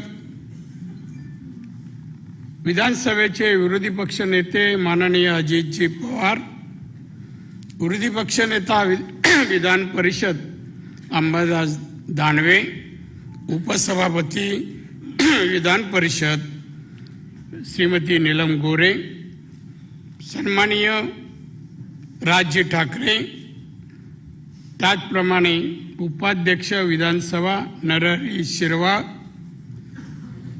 मंचकावर बसलेले अन्य मान्यवर, सभागृहात बसलेले ज्येष्ठ महाराष्ट्रातील नेते मंडळी, विविध क्षेत्रातील मान्यवर, मंत्री, आमदार, काही खासदार असले तर, ठाकरे कुटुंबियांतील बाळासाहेबांचे जवळचे नातेवाईक, सर्व पत्रकार मित्र, बंधू भगिनी, विधानसभेचे अध्यक्ष माननीय राहुलजी नार्वेकर यांनी एक स्तुत्य, उपयुक्त आणि महाराष्ट्राला अभिमान वाटावा अशी एक घटना म्हणजे आज माननीय बाळासाहेबांचं तैलचित्र या विधिमंडळात लावायचा निर्णय घेतला आणि हा कार्यक्रम मी अध्यक्षांचा फार ऋणी आहे, आभारी आहे आणि त्यांना धन्यवाद देतो. त्याचप्रमाणे या कार्यक्रमाला योगदान राज्याचे माननीय मुख्यमंत्री एकनाथजी शिंदे आणि उपमुख्यमंत्री सन्माननीय देवेंद्र फडणवीस साहेब यांचंही आहे, म्हणून त्यांचेही आभार मानतो. मी एक नाव इथे घेतलं नाही, जरी खाली बसले तर त्यांचाही उल्लेख करतोय, सन्माननीय छगन भुजबळ यांचाही उल्लेख.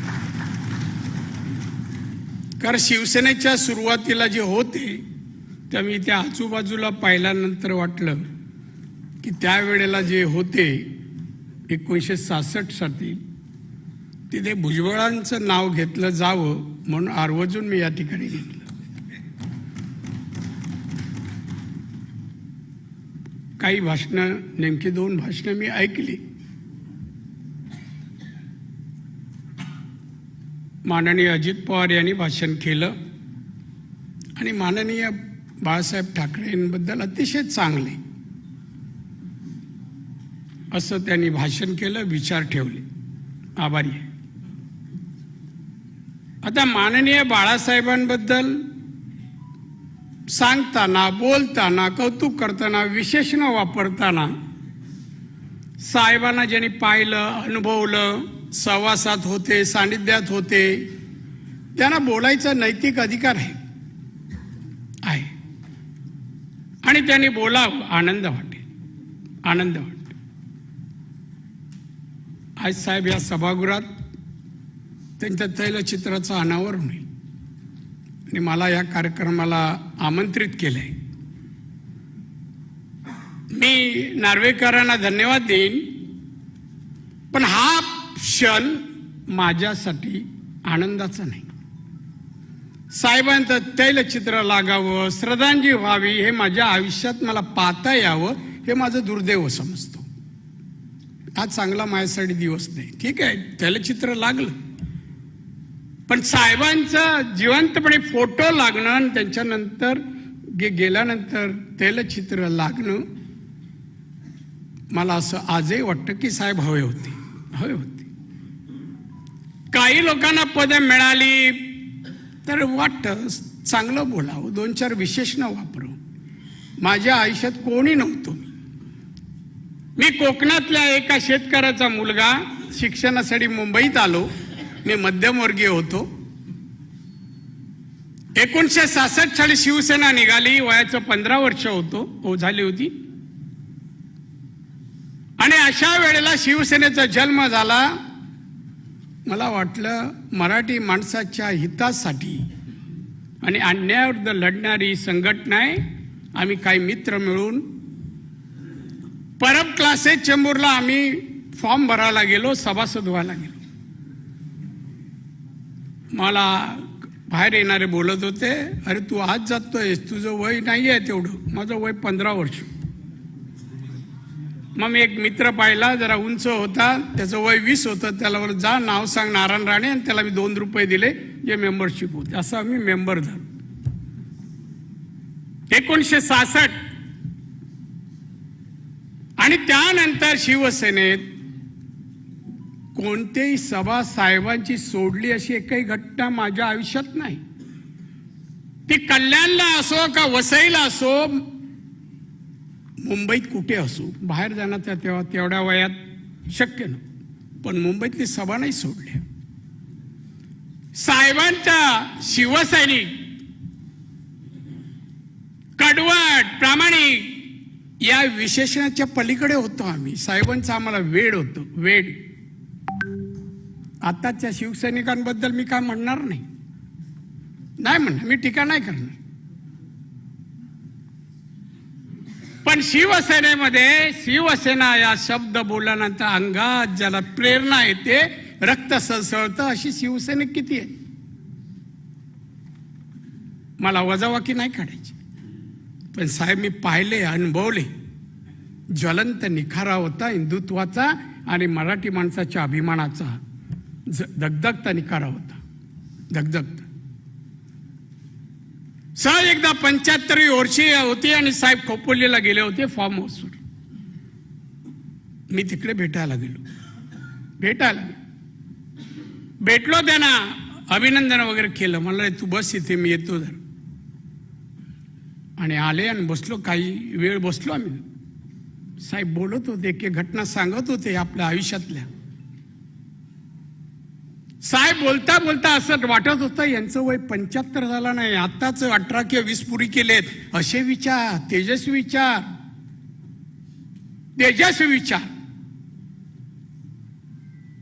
आणि साहेबांनी शिवसैनिक जमा केले, प्रेमाने केले, विश्वासाने केले. साहेबांनी कधी छाप वाजतात, पद देतात, अमुक करतात म्हणून साहेबांकडे शिवसैनिक तेव्हाचे आले नाही.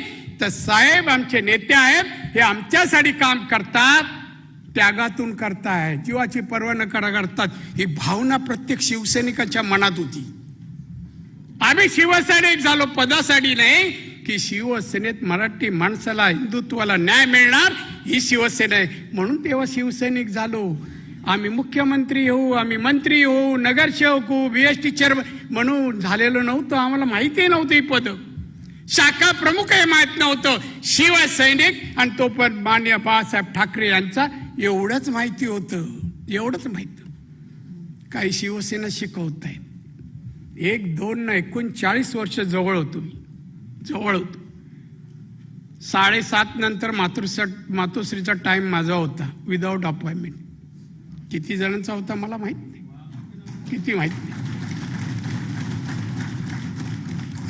सानिध्य सगळं काय साहेबांकडून मला मिळालं.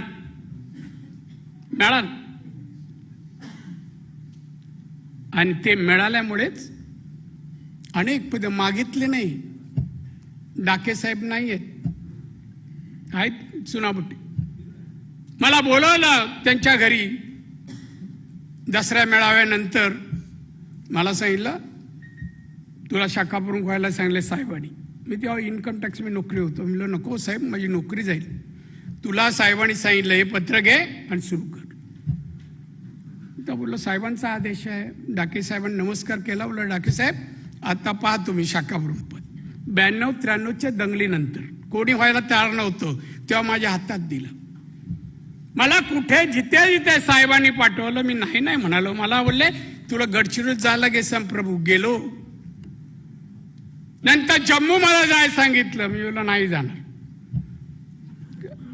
कारण असं होतं तिकडे काय करायचं तिथे गोळी येणारी दिसतच नाही. मी बोललो आपण जाऊन काय लढणार कोणाशी. मी बोललो साहेब तिथे मी काय करू. मला नको पाठवू साहेब नको. साहेबांना नाही म्हणालो नव्हतं कधी कुठल्या बाबतीत. नाही म्हणालो.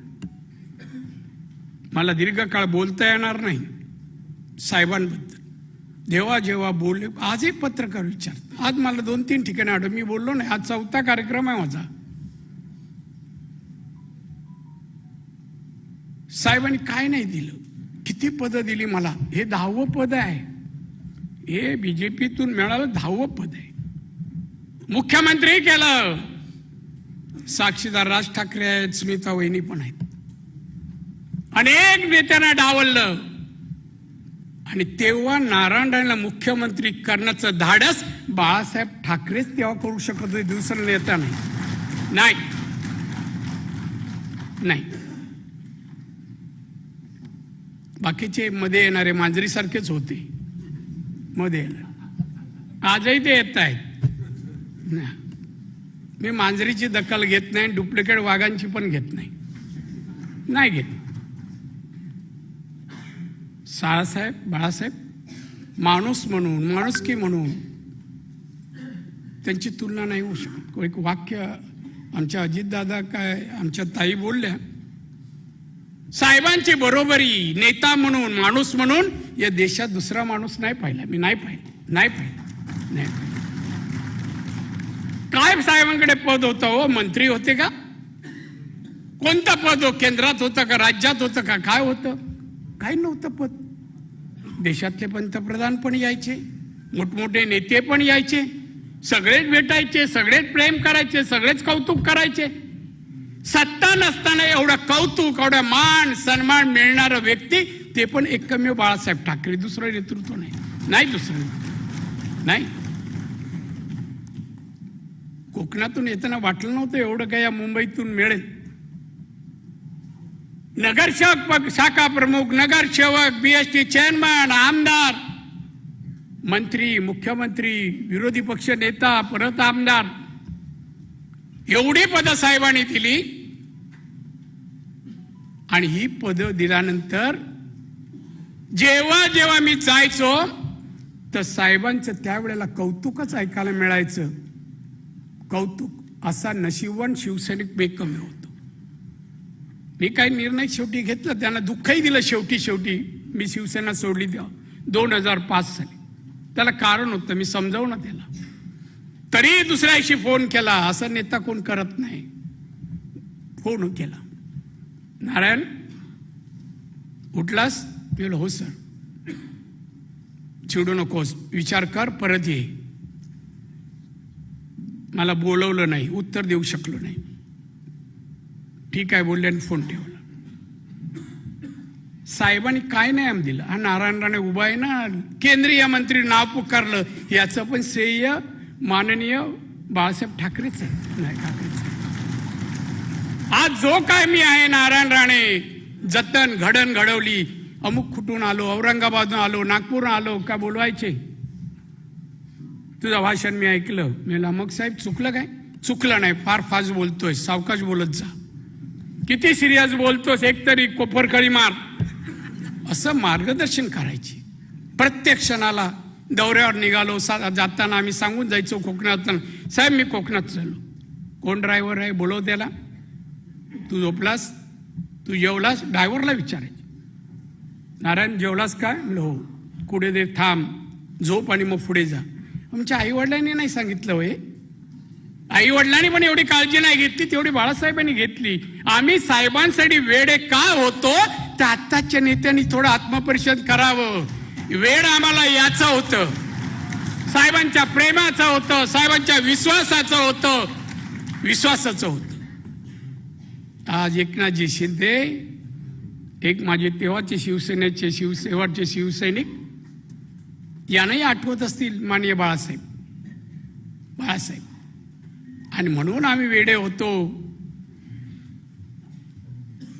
पण आता मी नाही तफावत विषमता सांगणार, पण कुठलाही नेता कुठेही असला तरी कार्यकर्त्यांबरोबर कसं वागावं, कसं प्रेम द्यावा, कसं विश्वास टाकावं, कसं त्याला मोठं करावं. आजचा लेख याच भावनेतून मिळालेला आहे. साहेब असते तर महाराष्ट्राचा काही काळचा इतिहास वेगळा असता. आता घडला तसा अजिबात नसता. कोणी आम्हाला शिकवू नका, शिकवण्याची गरज नाही. साहेबांनी तरबेज केलं आणि सोडून दिलं, जा देशभर फिर. फार तरबेज सगळ्या बाबतीत केलं. आज केंद्रात असो की 100-150 पत्रकार दिल्लीला येऊ दे, कुठे येऊ दे, आम्ही सामोरं जातो. तेव्हा एकच नाव घेऊन सामोरं जातो, जय माननीय बाळासाहेब, आणि जातो. विचारा प्रश्न. धाडस अनेक गोष्टी सांगता येतील, पण नाही सांगता येत.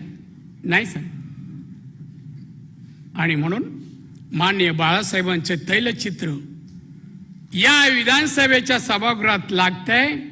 महाराष्ट्राच्या दृष्टीने छत्रपती शिवाजी महाराजांच्या या महाराष्ट्रात, ज्याने मराठी माणसाला स्वाभिमान जगायला शिकवलं, मराठी माणसासाठी संपूर्ण आयुष्य घालवलं, ताट मानेने त्यांनी महाराष्ट्रात देशात चालावं, वागावं, बोलावं, प्रतिष्ठा, नोकरीसह आर्थिक सुबत्ता प्राप्त व्हावी म्हणून ज्यांनी आयुष्य वेचलं, त्या साहेबांचं तैलचित्र लागताना आम्हाला अतिशय आनंद होत आहे.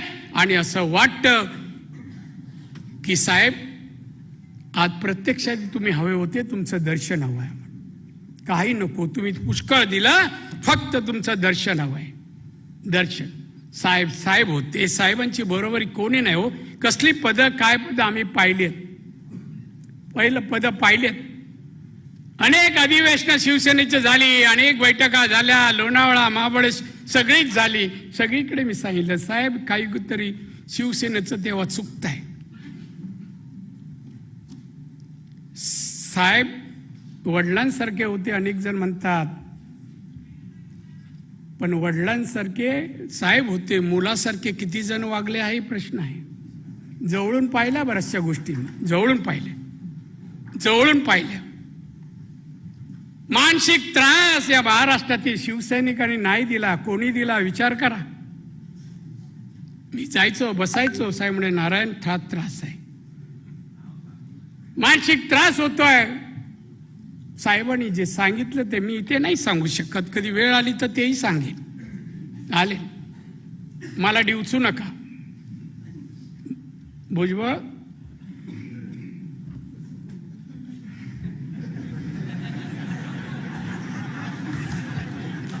तो हात होता ना, माझ्या वाक्याला समर्थन म्हणून होता.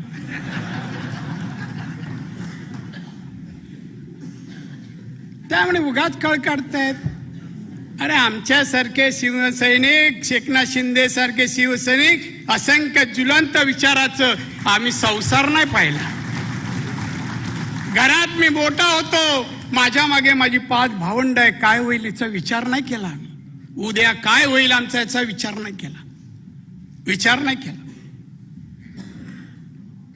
नगरसेवक म्हणून फॉर्म भरायला गेलो, वकिलांनी विचारलं, आमचे राजेंद्र इथे एक वकील आहेत बसले, गेला काय?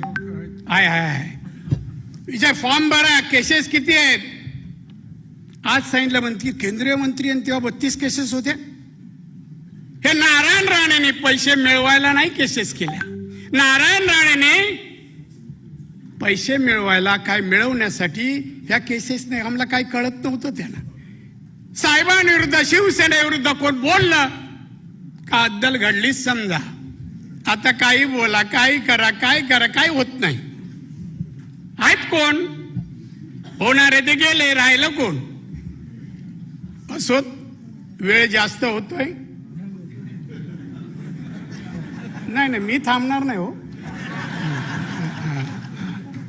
असंही होत असेल विचार नाही बोल, खाली बसून बोललेला ग्राह्य धरत नाही विधानसभा. असोत, मी पाहिलेले बाळासाहेब आणि त्या बाळासाहेबांनी आमचं जतन घडवलं. त्यांचे या जन्मी तरी कोणते ऋण मी फेडू शकत नाही असे माझं स्वतःला वाटतंय. आज एकनाथजी शिंदे, देवेंद्र फडणवीस आणि राहुलजी फडणवीस यांचा मी अतिशय ऋणी आहे. तुम्ही अतिशय एक पवित्र काम पार पडलं आणि ते चित्र लावलं. तुम्हाला धन्यवाद देतो. आणि काही लोकांना माझे गोड शब्द ऐकायला कडू वाटतात म्हणून इथेच थांबतो. जय हिंद, जय महाराष्ट्र.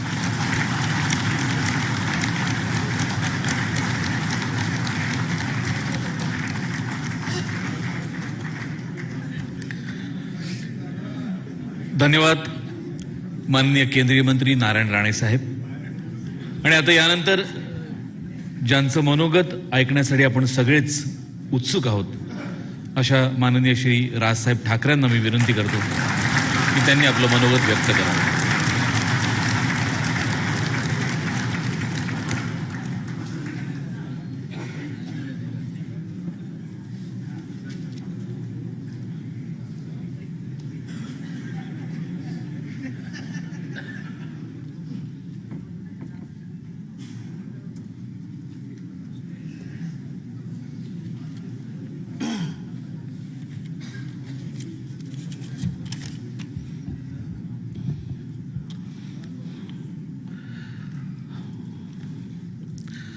सर्वांनी जरी नावं घेतलेली असली आणि जर समजा इतक्या लोकांनी नावं घेऊन देखील तुम्ही जर विसरला असाल तर श्री नरहरी शिरवळ, नीलमताई गोरे, आमचे अजितदादा पवार, नारायणराव राणे, उपमुख्यमंत्री देवेंद्रजी फडणवीस, मुख्यमंत्री एकनाथ शिंदे आणि विधानसभा अध्यक्ष राहुल नार्वेकर आणि माझ्या जमलेल्या सर्व बांधवांनो आणि भगिनींनो,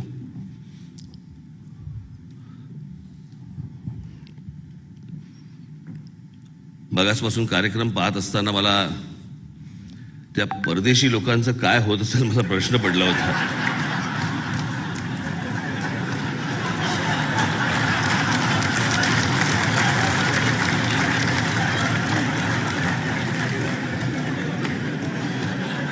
तर नंतर कोणीतरी समजून सांगा कार्यक्रम कशासाठी होता तो.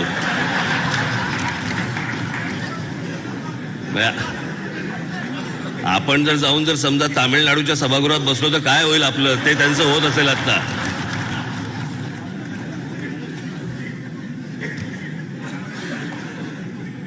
त्यांना सांगा ते तैलचित्र म्हणजे ऑइल पेंटिंग असं ते सतत सांगितलं पाहिजे काहीतरी. असो, आज जवळपास एक 3-3.25 वर्षानंतर बाहेरच्या होर्डिंग्सवरती देखील मुंबईभर आणि आज इथे सभागृहामध्ये देखील शिवसेना प्रमुख माननीय बाळासाहेब ठाकरे यांच्या नावा अगोदर जवळपास 3-3.25 वर्षानंतर हिंदू हृदय सम्राट हे नाव लागतंय.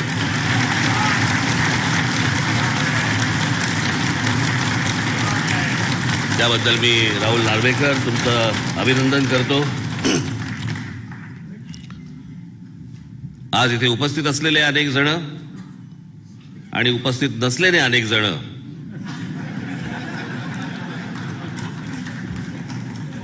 ज्या व्यक्तीमुळे तुम्हाला ही इमारत बघायला मिळाली त्या हिंदू हृदय सम्राट शिवसेना प्रमुख माननीय बाळासाहेब ठाकरे यांच्या तैलचित्राचं आज अनावरण इथे होतंय. शेकड्याने लोक इथे आली. माननीय बाळासाहेबांनी त्यांना इथे पाठवलं. नार्वेकरजी, माझी अशी विनंती आहे की अशी 2 तैलचित्र अजून असावीत. एक विधान परिषदेच्या सभागृहात असावं आणि एक विधानसभेमध्ये खाली असावं.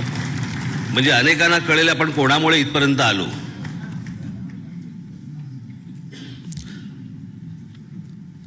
माननीय बाळासाहेबांबद्दल बोलायचं, मला मिळालेला सहवास हा कडेवरचा सहवास आहे, बोट धरून चालतानाचा सहवास आहे, व्यंगचित्र शिकतानाचा सहवास आहे, राजकारणामध्ये आलो तेव्हाचा सहवास आहे. त्याच्यामुळे सुरुवात कुठून करायची मला समजत नाही.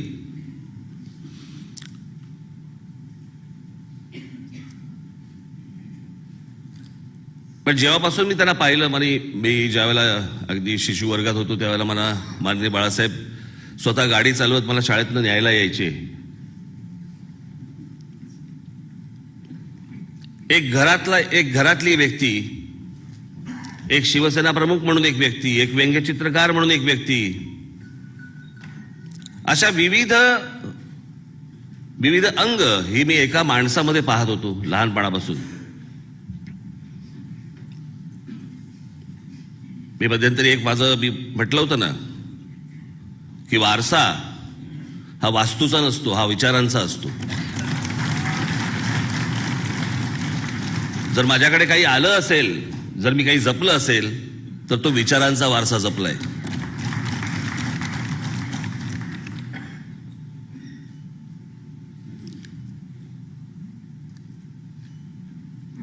त्यांच्या तर काही गोष्टी नारायण राणेंनी सांगितल्या, त्या काही गोष्टी त्यांना सांगता येणार नाहीत, त्या वेगळ्या. मला ह्युमर म्हणून, विनोद म्हणून काही गोष्टी सांगता येणार नाहीत. पण तरी मी काही सांगेन, मला जशा आठवतील तशा मी सांगेन त्या गोष्टी. पण हा माणूस कसा होता, किती कुठच्या गोष्टींमध्ये मुलायम होता, कुठच्या गोष्टींमध्ये हा माणूस कडवट होता. जी गोष्ट मी लहानपणापासून कसं असतं, संस्कार करत नसतो कोणी माणूस. कृती घडत असताना, ते संस्कार होत असताना ते वेचायचे असतात. ते संस्कार मी वेचत गेलो लहानपणापासून. मी अनेकदा माझ्या भाषणामध्ये मी म्हटलं की मी अत्यंत एक कडवट मराठी आहे. आणि माझा जन्म एका कडवट मराठी घरामध्ये झालेला आहे आणि एका हिंदुत्ववादी घरामध्ये झालेला आहे. हे कडवट मराठीपण हे मला लहानपणापासून पाहायला मिळालं, आजूबाजूला बघायला मिळालं, बाळासाहेबांच्या बोलण्यातनं ऐकायला मिळालं. आणि त्या बाबतीत हा माणूस बाहेर वेगळा आणि आतमध्ये वेगळा असा कधीच नव्हता. याचं मी तुम्हाला एक उत्तम उदाहरण म्हणून मी तुम्हाला सांगेन. ही गोष्ट आहे 1999 सालची, ज्यावेळेला नारायण राणे मुख्यमंत्री होते. तेव्हाची विधानसभेची निवडणूक झाली. गोपीनाथराव आमचे मुंडे होते आणि काही कारणास्तव, आता त्या राजकारणात मी जात नाही, फार खोलात जात नाही, परंतु त्या काही कारणास्तव शिवसेना भारतीय जनता पक्षाची युती ही मुख्यमंत्री पदावरती अडत होती आणि ते काही घडत नव्हतं. त्या सह्या करायच्या होत्या, काही त्या सह्या घडत नव्हत्या, होत नव्हत्या. आणि जवळपास 15-20 दिवस इकडे आमदार खेचणं चालू होतं, काय काय गोष्टी सुरू होत्या. एके दिवशी दुपारची गोष्ट, मातोश्रीमध्ये मी बसलो होतो, इतक्यात गाड्यांचे आवाज ऐकू आले बाहेर. दुपारची 3-3:30 वाजले असेल आणि 2 गाड्या लागल्या. त्या 2 गाड्यांमधनं मला असं वाटतं आपले पुण्याचे कोण नाही, आता दिल्लीला असतात आपले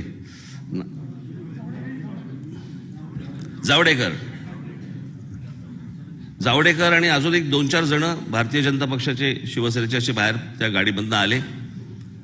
मला म्हणाले, बाळासाहेबांना भेटायचं.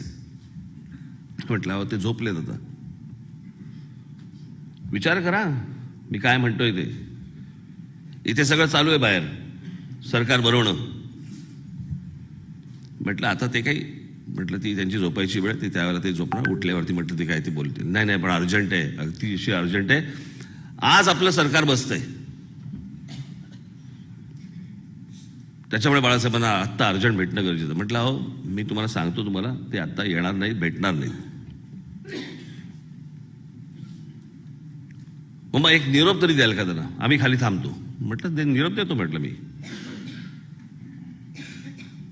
त्यांनी मला सांगितलं की आता आमचं दोघांचंही असं ठरलेलं आहे की सुरेशदादा जैन हे आपल्या युतीचे मुख्यमंत्री असतील आणि सगळ्यांचं ठरलेलं आहे की बाबा ते आमदार खेचून आणतील, काही करून आणतील आणि मग आपलं सरकार बसतंय.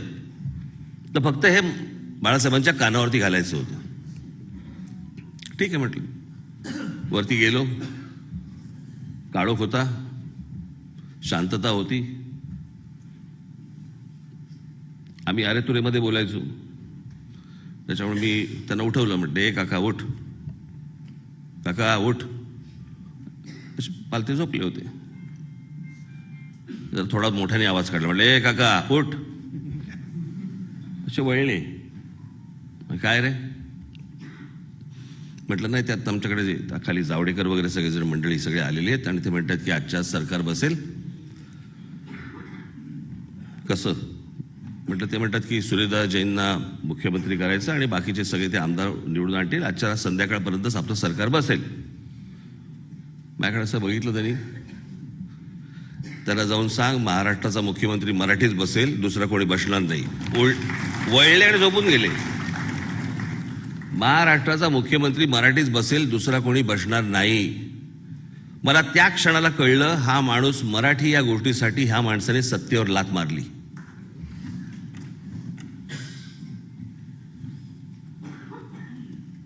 जिकडे मराठीची गोष्ट असते तिकडे मराठीसाठी कडवटपणा, जिकडे हिंदुत्वाची गोष्ट असते त्यावेळेला तिकडे हिंदुत्वासाठी कडवटपणा.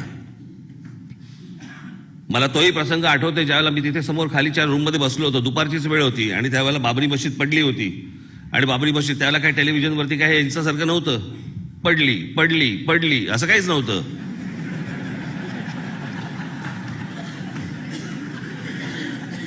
मागच्या माझ्या एका आंदोलनामध्ये एका सामोशाची गाडी कोणीतरी आमच्या लोकांनी उडवली, काय ते पडली. इतक्या वेळा दाखवले माझे सामोशे मोजून झाले. तर त्यावेळेला हे काही नव्हतं असले प्रकार. त्यावेळेला ते नंतर एक आठवड्याभराने काहीतरी यायचं किंवा संध्याकाळच्या बातम्यांमध्ये काही दाखवलं जायचं. पण त्यावेळेला संध्याकाळच्या बातम्यांवर पण कसं काही फारसं फुटेज नव्हतं. त्याच्यामुळे जे काय असायचं ते फोनवरती असायचं. बाबरी मशीद पडली हे कळलं होतं. 1.5-2 तासानंतर एक फोन आला. मला असं वाटतं टाइम्स ऑफ इंडियामधनं का कुठून तरी एक फोन आला आणि त्यांनी बाळासाहेबांना प्रश्न विचारला की इथे कोणी जबाबदारी घ्यायला तयार नाही आहेत, पण सुंदरलाल भंडारी असं म्हणतायत भारतीय जनता पक्षाचे की हे काय गोष्ट ही आमच्या भाजपच्या लोकांनी काही केलेली नाहीये किंवा आम्ही कोणी केलेली नाहीये, ही कदाचित शिवसैनिकांनी केली असेल. मी होतो तिथे, मी तुम्हाला सांगतोय. आणि त्या क्षणाला बाळासाहेब बोलले जर ते माझे शिवसैनिक असतील तर मला त्यांचा अभिमान वाटतो. प्रश्न असा आहे की या त्या वेळेला त्या क्षणाला एक जबाबदारी अंगावरती घेणं ही किती महत्वाची गोष्ट होती. पण तुम्हाला अशा अनेक प्रसंग माझ्या डोळ्यासमोर घडलेले आहेत, आमच्या घरात घडलेले आहेत. असे अनेक प्रसंग आहेत. तो माणूस जेवढा कठोर होता, कडवट होता, मी तुम्हाला मगाशी बोललो तेवढाच मुलायम होता, तेवढा साधा होता. त्यांचे विनोद काही काही तर सांगता पण येणार नाहीत.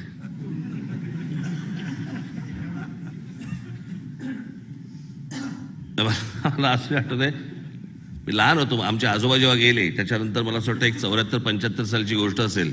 आमचा पोर्तुगीज चर्चला आमच्या आजोबांचा पुतळा बसवला होता. वसंतदादा पाटील त्यावेळेला त्या पुतळ्याच्या अनावरणाला होते आणि त्या पुतळ्याचं अनावरण झालं, सगळं झालं. मग सगळ्यांची दादांची वर भाषण झाली, बाळासाहेबांचं भाषण सुरू झालं. स्वतःच्या वडिलांच्या पुतळ्याचं अनावरण झालंय प्रबोधनकारांचं. आणि बाळासाहेबांनी भाषणामध्ये असं सांगितलं की आज मी हा पुतळा बघितला, ह्याच्या आधी पाहिला असतं तर बरं झालं असतं. कारण हा पुतळा माझ्या वडिलांपेक्षा मधु दंडवतींच्या वडिलांच्या पेक्षा जास्त चांगला दिसतोय. पडे त्यांचा ह्युमर कुठे कसा जागा होईल ना, काही नेम नसायचा. मला एकदा आठवतंय, आम्ही पुण्याला होता. मी एकाच फक्त नाव घेऊ शकतो कारण ते नाव सांगितलं नाही तर तुम्हाला कळणार नाही, मजा येणार नाही. पण एका व्यक्तीच्या घरी ते पु ल देशपांडे यांचा वाद जेव्हा झाला होता, तो वाद झाल्यानंतर मी एकदा पुलंना भेटून बाहेर पडलो. बाळासाहेबांना फोन केला, म्हटलं असं असं आहे. म्हटलं मला असं वाटतं की पुलंना तू भेटलं पाहिजेस, कारण म्हटलं मला तब्येत खूप खराब दिसते. मला बोलले मुंबईला ये, मग आपण बोलू. गेलो. मग त्याच्यानंतर एक आठवड्याभराने आम्ही पुलंकडे गेलो. सकाळी गेलो, पोचलो वगैरे सगळं झालं. मला म्हणाले संध्याकाळी आपल्याला एका ठिकाणी जेवायला जायचंय. म्हटलं बरं. ज्या ठिकाणी गेलो आम्ही तिकडे, तो माणूस इतका पकपक पकपक पकपक पकपक करत होता. आम्ही दोघेच जण होतो. बाळासाहेब म्हणाले, अरे काय तुमच्या काय बिअर काय आहे की नाही काय? अरे हो विसरलोच म्हणून आतमध्ये गेला. आतमध्ये गेल्या बाळासाहेब बोललो, 4-5 जण कोण तरी बोलो बाहेरून, हा पकवणार. मग मी भीमसेन अण्णांना फोन केला. ते म्हणाले मी 1 पाऊण तासात येतो. मग मी रवी परांजपेकांना फोन केला. ते म्हणाले मी 1 तासात येतो. अजून 2-4 जणांना मी फोन केले. सगळेजण बोलले मी 1 पाऊण तासात येतो, अर्ध्या तासात येतो वगैरे वगैरे. माफ करा मी नाव घेतोय, पण मला नाव घेतलं पाहिजे, कारण नाव जर घेतलं नाही तर तो विनोदच पूर्ण होत नाही.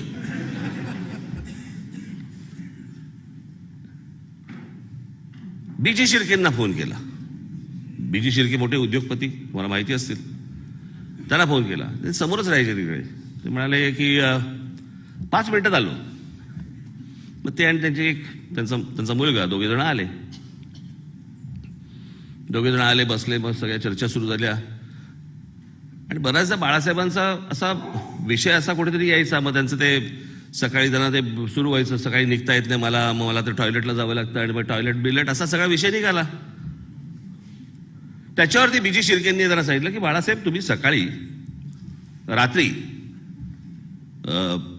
काय ते घेतात ते इसाबगुल, ते इसाबगुल का नाही घेत? तर बाळासाहेब बोलले की का हो? ते बोलले मी रोज रात्री 5 चमचे घेतो. बाळासाहेब बोलले 5 चमचे? हो म्हणे, गेली 25-30 वर्ष झाली मी 5 चमचे घेतो. मग सकाळी काय सिपोरेक्स का? अच्छा, हे आईच्या वेळेला कुठून येईल हे त्यांचं काही सांगता यायचं नाही.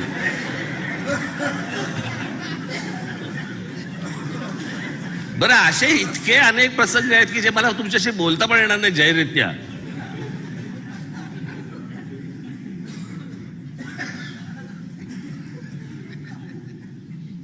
म्हणजे मी अनेक लहानपणापासून गोष्टी बघितल्या. पराभव झालेले अनेक लोक यायचे, रडत यायचे, त्यांना सांभाळणारे बाळासाहेब, निवडून येणाऱ्या लोकांशी बोलणारे बाळासाहेब, वेगवेगळ्या पर्सनॅलिटी ज्या वेळेला यायच्या त्यांच्याबरोबर कसे बोलणारे बाळासाहेब, हे सगळं मी लहानपणापासून पाहत आलो. आणि एक विलक्षण व्यक्तिमत्व मी लहानपणापासून पाहत आलो. त्यांच्याबरोबर वावरलो, त्यांचा सहवास मला मिळाला. मला असं वाटतं की मी खरंच सांगतो, त्या लहानपणापासून त्यांच्याबरोबर वावरल्यामुळे मी त्या गोष्टी ज्या पाहू शकलो, ते पाहू शकल्यानंतर देखील म्हणूनच मी एक स्वतःचा राजकीय पक्ष काढू शकलो, नाही तर माझी हिंमत झाली नसती.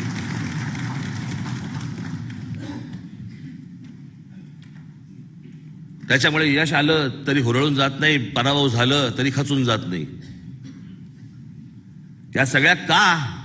तर हे लहानपणापासून बाळासाहेबांना पाहत आलो, म्हणून ही माझ्याकडनं मला ही गोष्ट मला मिळाली.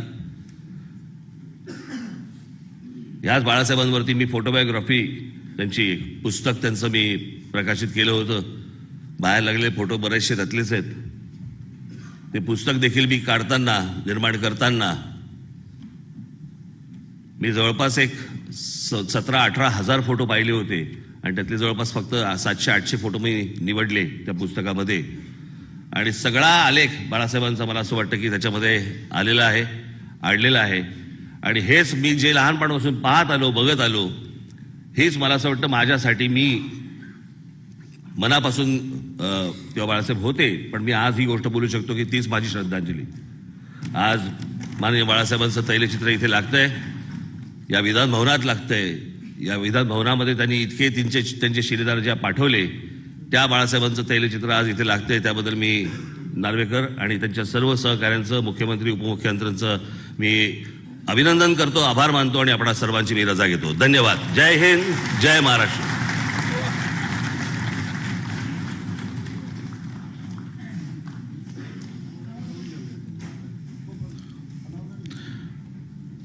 धन्यवाद माननीय राजसाहेब.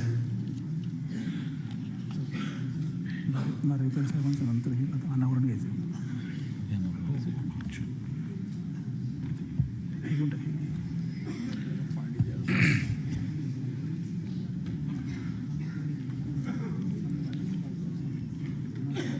मैदानाशिवाय इतके चौकार षटकार श्री दिलीप वेंगसरकर यांनी प्रथमच पाहिले असतील असं मला वाटतं राजसाहेबांच्या माध्यमातून. यानंतर ज्या क्षणाची आपण सर्वजण आतुरतेने वाट पाहतो तो सोहळा आता या क्षणी या ठिकाणी सुरू होतोय. माननीय मुख्यमंत्री आणि माननीय उपमुख्यमंत्री महोदयांना मी विनंती करतो की त्यांनी दूरनियंत्रकाच्या सहाय्याने हिंदू हृदय सम्राट माननीय बाळासाहेब ठाकरे यांच्या तैलचित्राचं अनावरण करावं.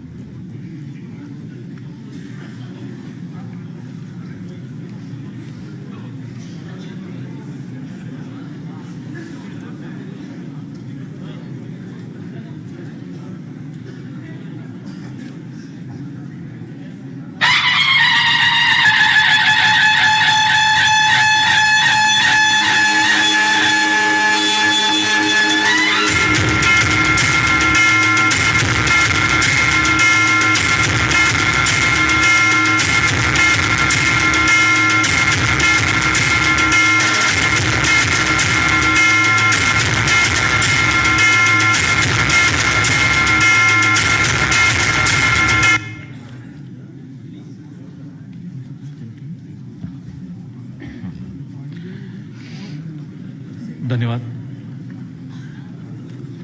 अत्यंत मंगलमयी वातावरणात या तैलचित्राचं अनावरण झालेलं आहे. आपण सर्वजण आज खरोखरच धन्य झालो आहोत. एका ऐतिहासिक सोहळ्याचे आपण प्रत्यक्ष साक्षीदार झालो आहोत. महाराष्ट्र विधानमंडळाच्या इतिहासातला आजचा हा मंगलमय सोहळा आपण सर्वांच्याच चिरस्मरणात राहील यात तिळमात्रही शंका नाही.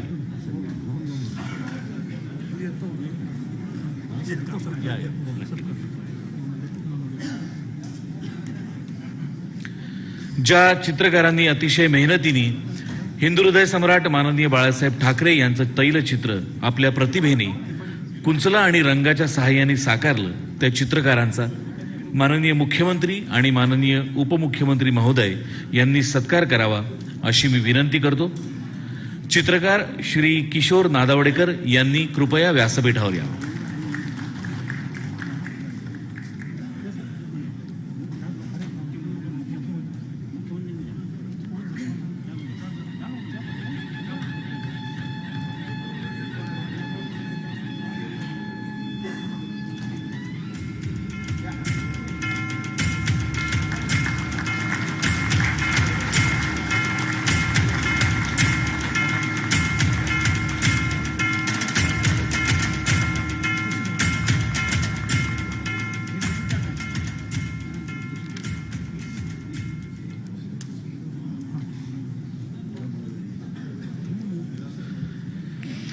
माननीय मुख्यमंत्री महोदय आणि माननीय उपमुख्यमंत्री महोदय यांनी हिंदू हृदय सम्राट माननीय बाळासाहेब ठाकरे यांचं तैलचित्र मध्यवर्ती सभागृहात बसवण्यात यावं असं निवेदन विधानसभेचे अध्यक्ष ॲडव्होकेट राहुलजी नार्वेकर यांना ऑगस्ट पावसाळी अधिवेशन 2022 मध्ये सादर केलं होतं. या निवेदनातून अभिव्यक्त झालेली तमाम हिंदुत्व प्रेमींची जनसामान्यांची भावना लक्षात घेऊन त्याच अधिवेशनात अनुकूल प्रतिसाद देत आजचा हा समारंभ अध्यक्ष महोदयांच्या पुढाकारातून साकार होतोय. विधानसभेचे माननीय अध्यक्ष राहुलजी नार्वेकर यांना मी विनंती करतो की या क्षणी त्यांनी आपलं मनोगत व्यक्त करावं.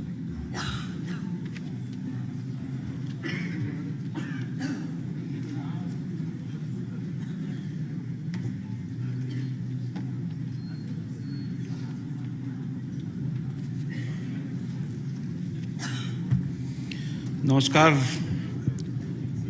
हिंदू हृदय सम्राट शिवसेना प्रमुख वंदनीय बाळासाहेब ठाकरे यांच्या तैलचित्राच्या अनावरणाच्या ऐतिहासिक सोहळ्यास व्यासपीठावर उपस्थित असणारे महाराष्ट्र राज्याचे सन्मान्य मुख्यमंत्री श्री एकनाथ शिंदे साहेब, महाराष्ट्र राज्याचे सन्मान्य उपमुख्यमंत्री देवेंद्रजी फडणवीस साहेब, विधान परिषदेचे सन्मान्य उपसभापती नीलमताई गोरे, विधानसभेचे सन्मान्य उपाध्यक्ष नरहरी झिरवळ साहेब, महाराष्ट्र नवनिर्माण सेनेचे अध्यक्ष सन्माननीय राजसाहेब ठाकरे, विधान परिषदेचे विरोधी पक्षनेते सन्माननीय अंबादास दानवेजी, विधानसभेचे विरोधी पक्षनेते सन्माननीय अजित पवार साहेब व सन्माननीय शालेय शिक्षण व मराठी भाषा मंत्री दीपक केसरकर साहेब, कीर्तिकर साहेब, रामदासभाई, त्याचप्रमाणे नाना, या सभागृहात उपस्थित असणारे सर्व आजी माजी विधानसभा विधान परिषद सदस्य, लोकसभा राज्यसभा मधले सदस्य, मोठ्या संख्येने आलेले सर्व संपादक, त्याचप्रमाणे विशेष करून इकडे गेलं तास दीड तास विशेष काही समजलं नसलं तरी सन्माननीय वंदनीय बाळासाहेब ठाकरेंना मानवंदना अर्पित करण्यासाठी उपस्थित विविध देशातील council generals, I sincerely appreciate your presence here today, and we are grateful to you for your presence in honoring beloved leader of this state and this nation, Honorable Bala Thackeray.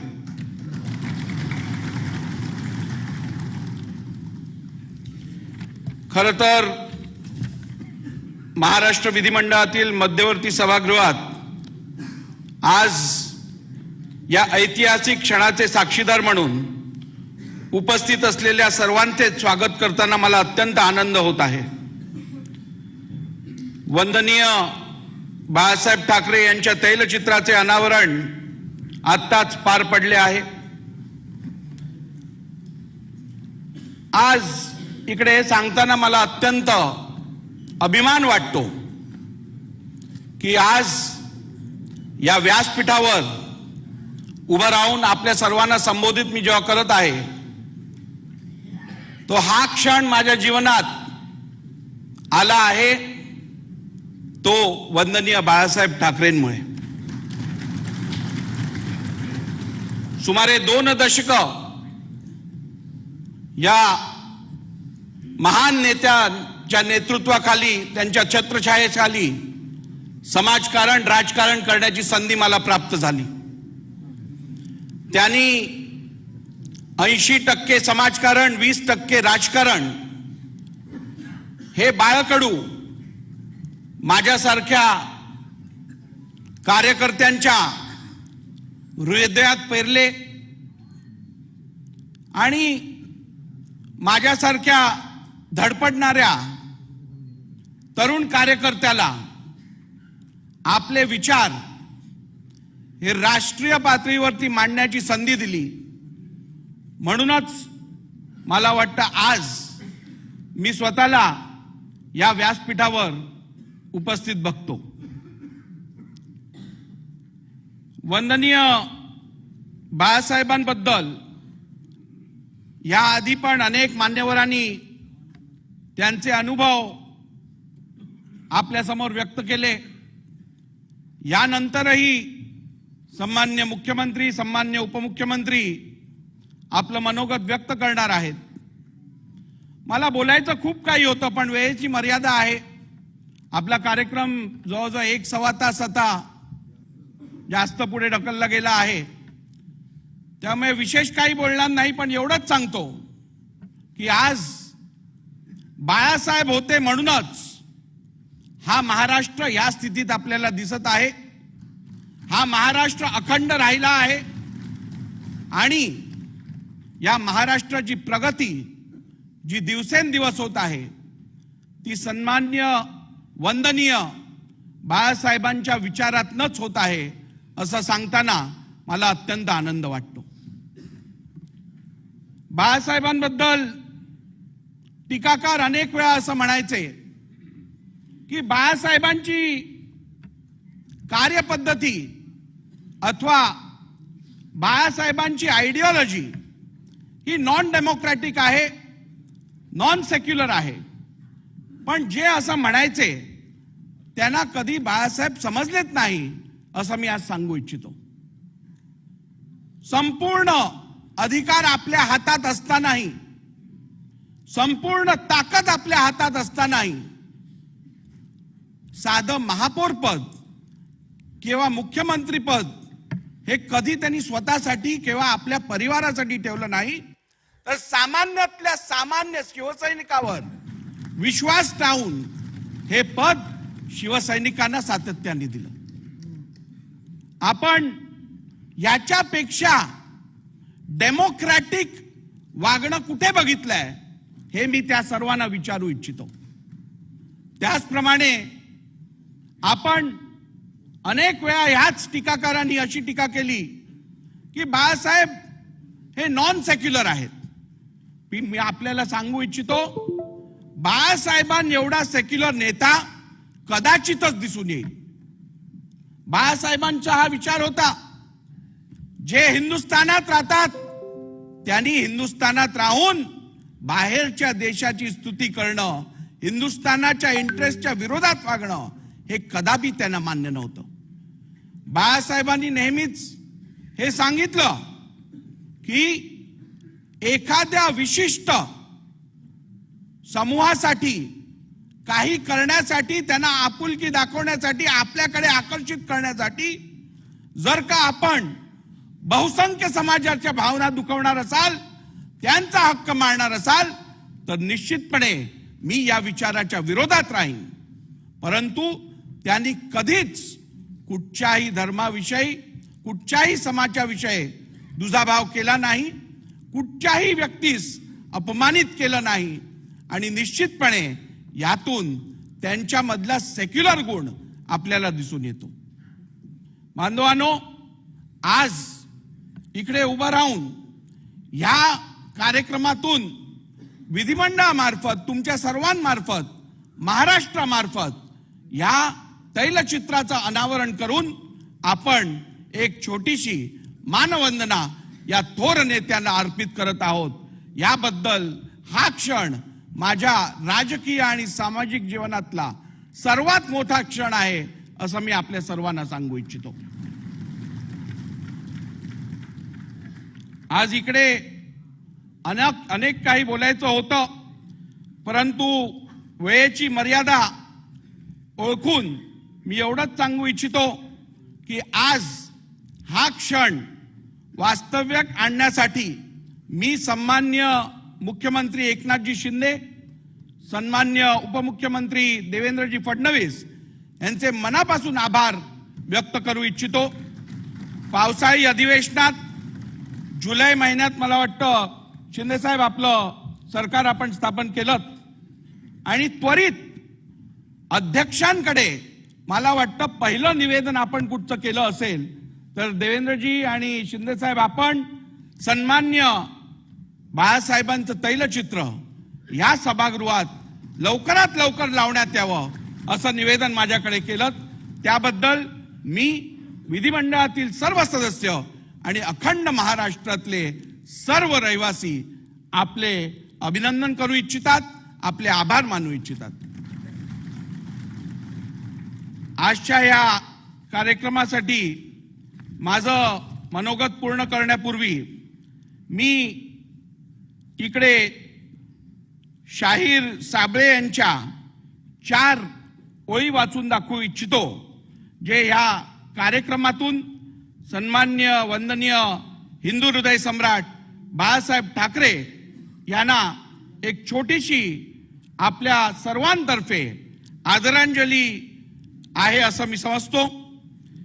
काळालाही जिंकून गेले इथले प्रज्ञावान, मानवतेचे समतेचे तू एकच आशास्थान, पराक्रमावर तुझ्या विसंबे अखंड हिंदुस्तान, माझे राष्ट्र महान, जय जय महाराष्ट्र महान.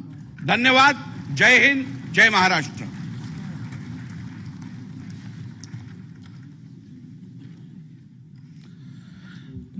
धन्यवाद अध्यक्ष महोदय. यानंतर महाराष्ट्र राज्याचे कल्पक, कार्यक्षम आणि कर्तबगार उपमुख्यमंत्री श्री देवेंद्रजी फडणवीस यांनी आपली मनोगत व्यक्त करावं अशी मी त्यांना विनंती करतो.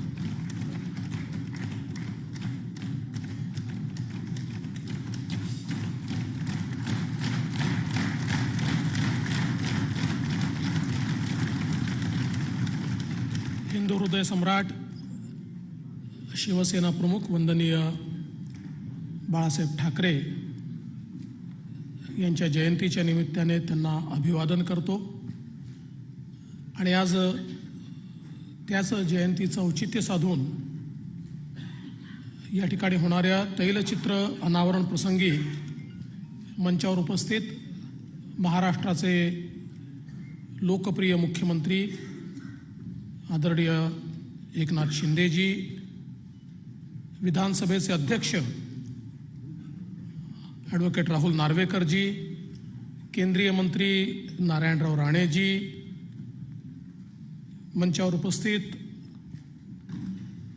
नीलमताई गोरे, नरहरीजी झिरवळ, अंबादासजी दानवे, अजितदादा पवार, दीपकजी केसरकर, श्री राज ठाकरे, हरिभाऊ नाना बागडे, गजाननराव कीर्तीकर, रामदासभाई कदम, या ठिकाणी उपस्थित सर्व सन्माननीय अतिथीगण, सर्व आमदार, खासदार, पदाधिकारी, समाजातील विविध क्षेत्रातील मान्यवर, सर्व कौन्सिल जनरल्स, ठाकरे कुटुंबातील सदस्यगण आणि उपस्थित भगिनी आणि बंधूंनो,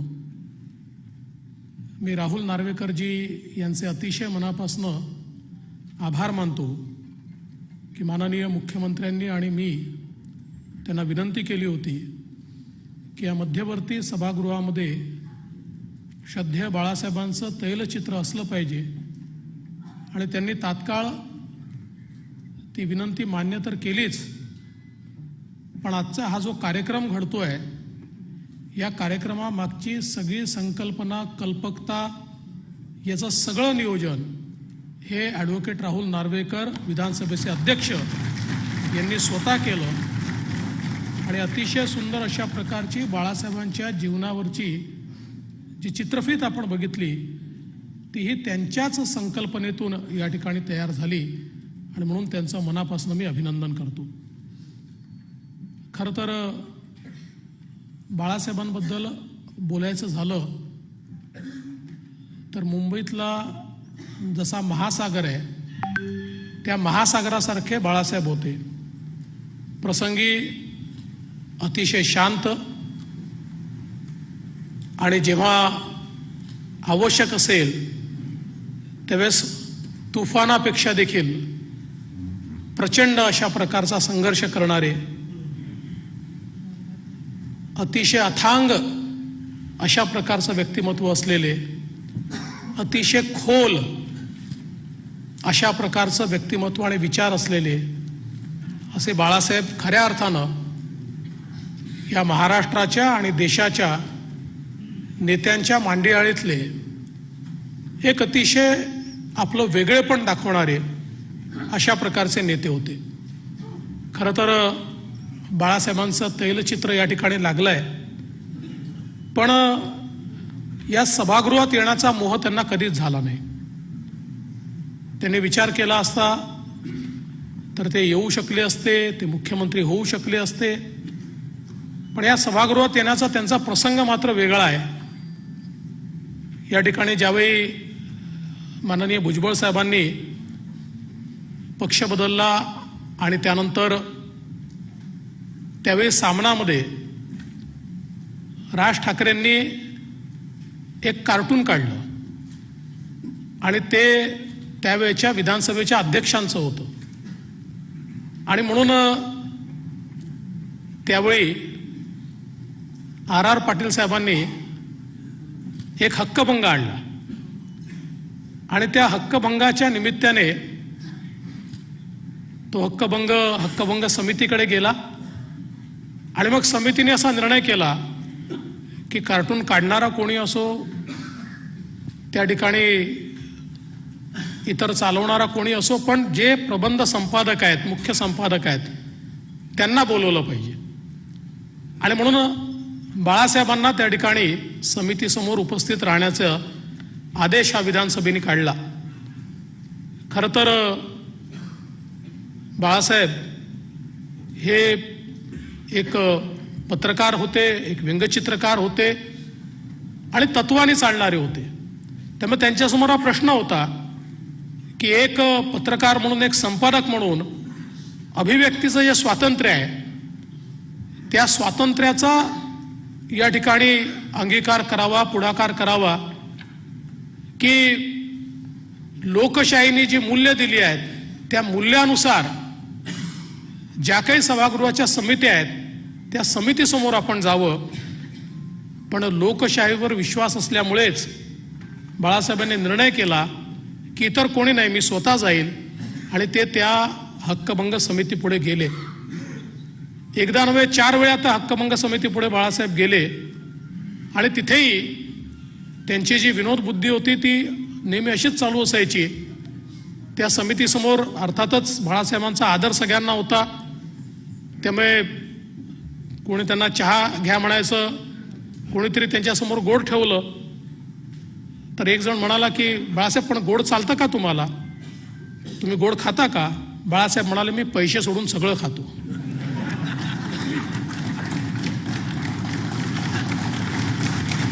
आणि त्यानंतर आपल्याला कल्पना आहे की समितीने बाळासाहेबांना शिक्षा दिली, पण तेव्हाचे मुख्यमंत्री पवारसाहेब यांनी सभागृहापुढे एक प्रस्ताव ठेवला आणि ती शिक्षा जी होती ती शिक्षा त्या ठिकाणी नंतर सभागृहाने मागे घेतली. परंतु या सगळ्या बाळासाहेबांच्या प्रवासामध्ये खऱ्या अर्थानं त्यांच्यामध्ये जी ऊर्जा होती, आमच्यासारख्या लहान कार्यकर्त्यांनी देखील त्याचा अनुभव घेतला. मला आठवतं 99 साली सरकार गेलं होतं, आमदारांची बैठक होती आणि आमदाराच्या बैठकीला वंदनीय बाळासाहेब ठाकरे आले. थोडी निराशा देखील होती, सरकार गेलेलं आहे, परंतु 10-12 मिनिटं त्या ठिकाणी बाळासाहेबांनी भाषण केलं आणि त्यातनं असं चैतन्य जागृत झालं की जणू काही आता आपणच सरकारमध्ये आहोत, आपणच महाराष्ट्र चालवतो आणि आपल्याशिवाय महाराष्ट्र चालूच शकत नाही, अशा प्रकारची ऊर्जा ही सगळ्या आमदारांमध्ये त्या 15 मिनिटांमध्ये त्यांनी तयार केली. ही त्यांची ताकद होती, त्यांची क्षमता होती.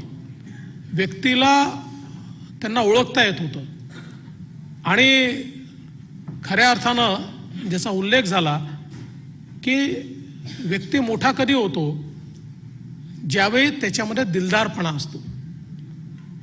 कोणी व्यक्ती लहान मनाने मोठा होऊ शकत नाही.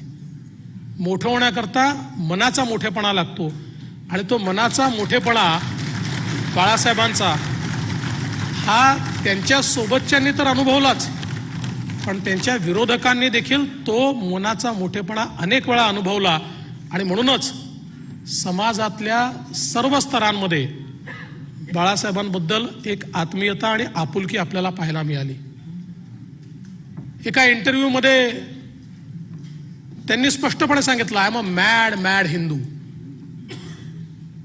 आणि ज्या प्रकारे बाळासाहेब स्पष्ट बोलायचे, इंटरव्ह्यू असो, भाषण असो, जे मनातलं आहे ते त्या ठिकाणी ते बोलायचे. आणि बोलत असताना त्यांचं जे कन्व्हिक्शन असायचं, या कन्व्हिक्शनमुळे समोरच्या व्यक्तीवर त्याचा एक परिणाम आपल्याला पाहायला मिळायचा. आणि म्हणूनच मगाशी देखील ज्याचा उल्लेख झाला की राजकारणात असे फार कमी लोक असतात की ज्यांना एकदा बोललेलं वाक्य परत घेण्याची वेळ येत नाही. म्हणजे वेळ तर अनेकांवर येते आणि आपण ती घेतो देखील, पण मला असं वाटतं राजकारणामध्ये बाळासाहेब ठाकरे हे असं व्यक्तिमत्व आपण बघितलं, जे बोलले ते काळ्या दगडावरची रेघ, त्याचे राजकीय काही परिणाम होऊ द्या, राजकीय नुकसान झालं तरी हरकत नाही, कधी बोललेला शब्द बाळासाहेबांनी परत घेतला नाही. जे बोलले ते कन्व्हिक्शननी बोलले. त्यांच्या जीवनातली गणितं ही राजकीय बेरजेची नव्हतीच. राजकीय बेरजे करता कधीही त्यांनी राजकारण केलं नाही. तर जी तत्व आहेत, जे कन्व्हिक्शन आहे याच्याकरता त्यांनी राजकारण केलं आणि म्हणूनच खऱ्या अर्थानं या महाराष्ट्रामध्ये आणि देशामध्ये त्यांच्या नेतृत्वाला एक मोठी मान्यता मिळाली. आणि मगाशी जसं राणे साहेबांनी सांगितलं की अनेक तरुण हे त्यांच्या पाठीशी वेडे झाले. आणि हे देखील खरं आहे की बाळासाहेबांनी कधी जातपात पाहिली नाही. त्यांचा शिवसैनिक हा मग त्या ठिकाणी अनेक वेळा एखाद्या मतदारसंघामध्ये कुठल्या समाजाचे जास्त लोक आहेत, मग त्या समाजाचा आपण उमेदवार देऊ का, अशा प्रकारचा जेव्हा राजकीय पक्ष विचार करतात त्यावेळी ज्या समाजाची 4 मतं देखील नाहीत, अगदी मायक्रोतला मायक्रो ओबीसी समाज असेल, मागास समाजाचा असेल, अशाही व्यक्तीला त्या ठिकाणी तिकीट देऊन निवडून आणण्याचं काम हे बाळासाहेब ठाकरेंनी त्या ठिकाणी करून दाखवलं. त्यामुळे जाती व्यवस्थेचा जो पगडा राजकारणावर होता तो या महाराष्ट्राच्या राजकारणामध्ये त्याला पराभूत करण्याचं काम जर कोणी केलं असेल तर ते बाळासाहेब ठाकरेंनी त्यांच्या या संपूर्ण कारकिर्दीमध्ये केलेलं आपण बघितलं. खरं म्हणजे त्यांच्यासारखा जो नेता असतो हा आपल्याला हवाहवासाच वाटत असतो, पण शेवटी नियतीमध्ये कधी ना कधी आपल्याला त्यांना गमवावं लागतं. पण ज्याचा या ठिकाणी उल्लेख झाला की त्यांच्या विचाराचं जे धन आहे हे अत्यंत महत्त्वाचं आहे. जी प्रखरता त्यांनी आपल्याला शिकवली आहे, जी विचारांची प्रतिबद्धता त्यांनी आपल्याला शिकवली आहे, ही प्रतिबद्धता कायम आपल्यासोबत राहणं हीच खऱ्या अर्थानं त्यांच्या विचारांना श्रद्धांजली असणार आहे. आणि म्हणून आज ज्यावेळी या मध्यवर्ती सभागृहामध्ये बाळासाहेबांचं तैलचित्र लागलं त्यावेळी या मध्यवर्ती सभागृहात येणारा विधानमंडळाचा प्रत्येक सदस्य जी महाराष्ट्राची अस्मिता आहे त्या अस्मितेचं प्रतीक असलेले बाळासाहेब यांच्याकडे पाहून प्रेरणा घेईल.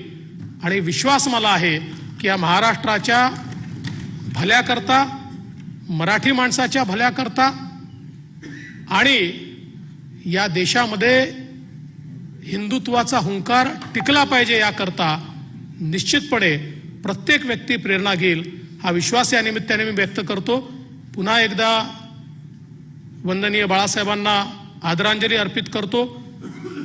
आपले अध्यक्ष राहुल नार्वेकरजी यांचे आभार मानतो आणि माझे 2 शब्द संपवतो. जय हिंद, जय महाराष्ट्र.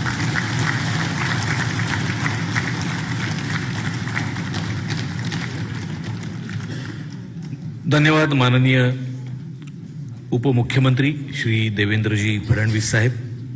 आणि आता यानंतर आपल्या समोर येत आहेत महाराष्ट्र राज्याचे लोकप्रिय मुख्यमंत्री आणि हिंदू हृदय सम्राट माननीय बाळासाहेब ठाकरे यांच्या विचारांचे निष्ठावान अनुयायी, लोकांचे, लोकांमधील आणि लोकप्रिय असे मुख्यमंत्री माननीय श्री एकनाथजी शिंदे साहेब.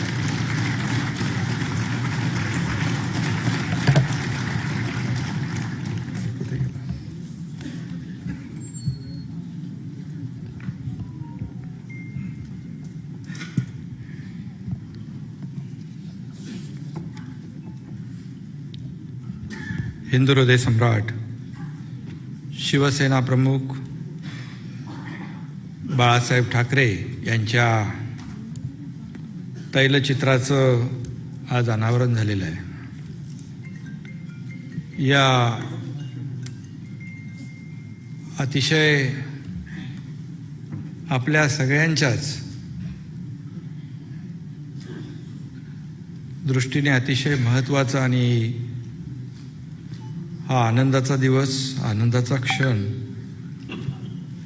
या कार्यक्रमाला उपस्थित राज्याचे लोकप्रिय उपमुख्यमंत्री आदरणीय देवेंद्र फडणवीसजी, विधानसभेचे अध्यक्ष राहुल नार्वेकरजी, उपसभापती नीलमताई गोरे, उपाध्यक्ष नरहरी झिरवळजी, केंद्रीय मंत्री नारायण राणेसाहेब, राज ठाकरे साहेब, विरोधी पक्षनेते अजितदादा पवारजी, विरोधी पक्षनेते अंबादास दानवेजी, शालेय शिक्षण मंत्री दीपक केसरकरजी, माजी अध्यक्ष विधानसभा हरिभाऊ बागडेजी, शिवसेनेचे नेते रामदास कदमजी, शिवसेनेचे नेते गजानन कीर्तीकरजी, व्यासपीठावरील सर्व सन्मान्य मान्यवर राजेंद्र भागवतजी आणि सभागृहामध्ये उपस्थित आमचे सर्व सहकारी मंत्री, विविध बाळासाहेबांवर प्रेम करणारे विविध मान्यवर, बाळासाहेबांचे सर्व कुटुंबीय, सर्व परिवारातले सदस्य, आमदार, खासदार, बांधव, भगिनी आणि पत्रकार मित्रांनो, अनेक संपादक आहेत आणि अनेक देशांचे कॉन्सुलेट जनरल आहेत. मी सगळ्यांचंच मनापासून या ठिकाणी स्वागत करतो.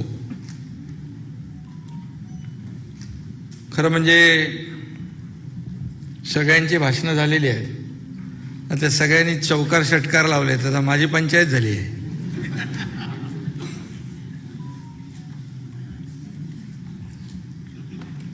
खरं म्हणजे आजचा हा दिवस आपल्या सगळ्यांसाठीच अतिशय महत्त्वाचा आणि आनंदाचा आहे. खरं म्हणजे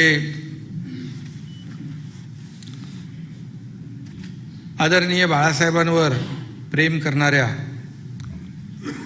त्यांच्या विचारांवर प्रेम करणाऱ्या प्रत्येकासाठी हा आजचा कार्यक्रम अतिशय अनमोल आहे. त्याचं मोल करता येणार नाही.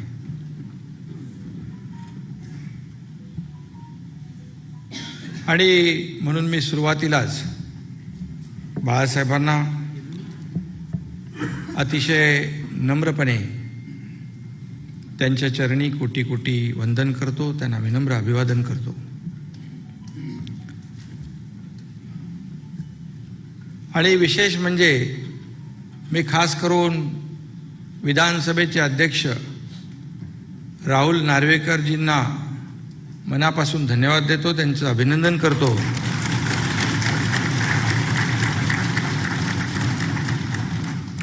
की त्याने आमच्या दोघांची विनंती तात्काळ मान्य केली आणि निर्णय घेतला आणि त्याप्रमाणे सांगितल्याप्रमाणे बाळासाहेबांच्या जयंतीच्या दिवशी, त्यांच्या वाढदिवसाच्या दिवशी या कार्यक्रमाचं आयोजन देखील केलं आणि आपण त्या कार्यक्रमात सगळे सहभागी आहोत.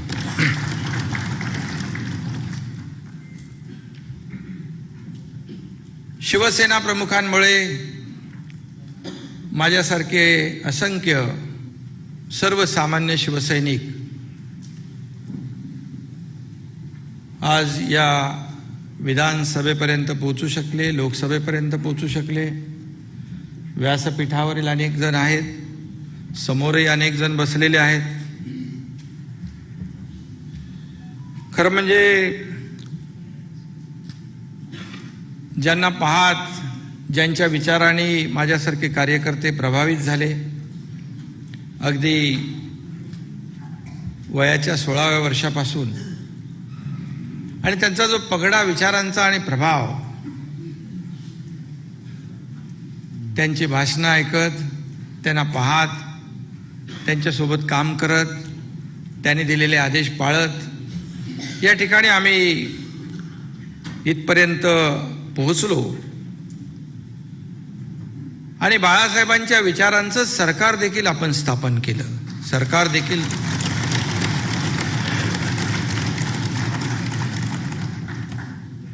आणि मी मुख्यमंत्री असताना आज या विधान भवनाच्या सर्वोच्च सभागृहामध्ये, सेंट्रल हॉलमध्ये बाळासाहेबांचं तैलचित्र लावलं जातंय. हा माझ्यासाठी अतिशय महत्त्वाचा क्षण आहे, दुर्मिळ योग आहे. आणि म्हणून मी बाळासाहेबांना पुन्हा एकदा वंदन करतो. त्यांना विनम्र अभिवादन करतो. खरं म्हणजे लोकांसाठी चालवलेले सरकार म्हणजे राज्य म्हणजे लोकशाही. व बाळासाहेबांनी खऱ्या अर्थाने महाराष्ट्रात त्याची प्रत्यक्षात अंमलबजावणी देखील केली. एकेकाळी महाराष्ट्रामध्ये काही ठराविक घराण्यांची सत्ता होती, त्यामध्ये मी जात नाही, परंतु बाळासाहेबांनी ती सत्ता सर्वसामान्य माणसांपर्यंत पोहोचवण्याचं काम या ठिकाणी केलं. शिवसेनेचे बहुतांश आमदार खासदार त्यांना कुठलीही राजकीय पार्श्वभूमी नाही. त्यांचे वडील नातेवाईक कुठल्याही राजकारणात नाहीत, आमदार खासदार नाहीत, मंत्री नाहीत. असे अनेक लोक, असे अनेक कार्यकर्ते समोर बसलेले आहेत, व्यासपीठावर आहेत. बाळासाहेबांच्या परिस्पर्शाने त्यांचं सोनं झालं आणि विविध मोठ्या मोठ्या जबाबदाऱ्या त्यांना पेलण्याची संधी मिळाली. हे केवळ आणि केवळ फक्त बाळासाहेबांच्या आशीर्वादामुळेच घडलेलं आहे, बाळासाहेबांच्या शुभेच्छांमुळेच घडलेलं आहे. नाही तर एखाद्या शेतकऱ्याच्या कुटुंबातला मुलगा या राज्याचा मुख्यमंत्री कसा काय होऊ शकला असता, या राज्यातला मंत्री कसा काय होऊ शकला असता, या राज्यातला खासदार आमदार कसा काय होऊ शकला असता. ही जादू केवळ आणि केवळ बाळासाहेबांचीच.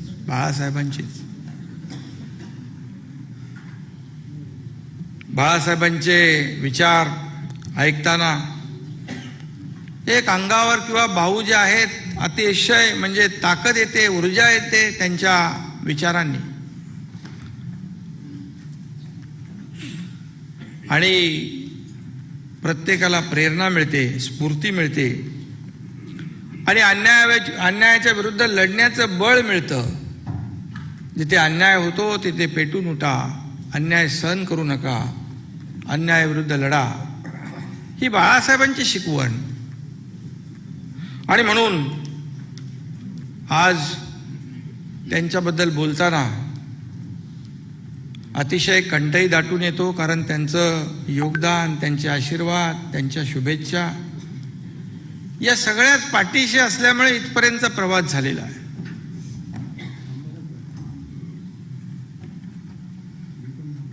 कारण बाळासाहेब एकदा बोलले की बोलले, शब्द दिला की दिला. ते म्हणायचे एकदा 100 वेळा विचार करून शब्द द्या, परंतु एकदा शब्द दिल्यानंतर तो शब्द फिरवायचा नाही. कमिटमेंट म्हणजे कमिटमेंट, आणि तीच आम्ही त्यांच्याकडून शिकलो.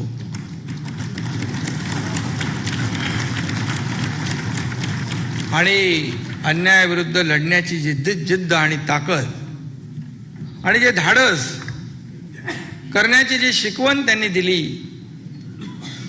त्यामुळेच या महाराष्ट्रामध्ये अनेक घडामोडी घडल्या. शेवटी धाडस ही महत्वाचं असतं आणि धाडस करायला देखील हिंमत लागते, ताकद लागते. त्यासाठी त्याचे गुरु देखील तेवढे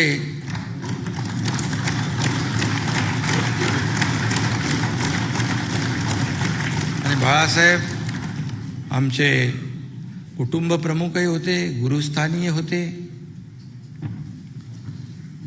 आज मला आनंद दिघे साहेबांची देखील आठवण येते. आनंद दिघे साहेब असते तर त्यांना आजचा कार्यक्रम बघून ऊर भरून आला असता, त्यांना एक वेगळं समाधान, वेगळा आनंद मिळाला.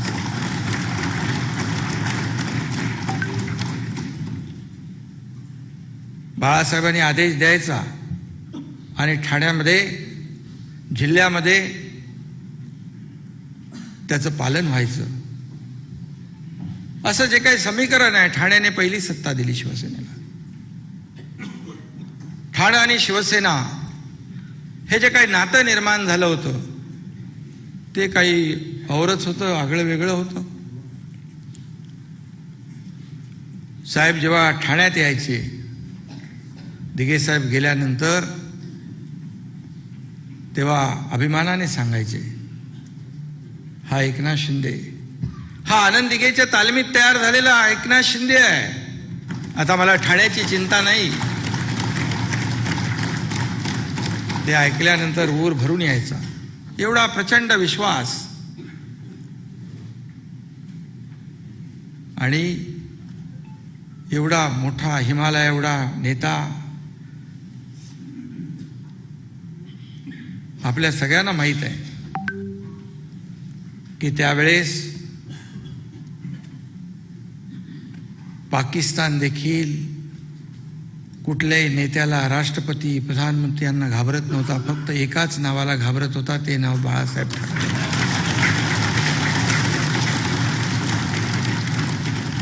असं एवढं मोठं नेतृत्व असताना छोट्या छोट्या गोष्टींकडे देखील त्यांचं बारीक लक्ष असायचं. ठाण्यामध्ये एखादी पाण्याची लाईन तुटली, पाणी वाया जातंय, एखाद्या फुटपाथवरचं झाकण तुटलंय, तिथे मुलं पडतील शाळेतली, एखादा कोणीतरी झाड तोडतंय, एखादी बातमी जरी वर्तमानपत्रात आली की सकाळचा फोन यायचा. तर बाळासाहेबांचा फोन आल्यानंतर काय परिस्थिती व्हायची आपल्या सगळ्यांना माहित आहे. आणि धडकी भरायची, काय झालं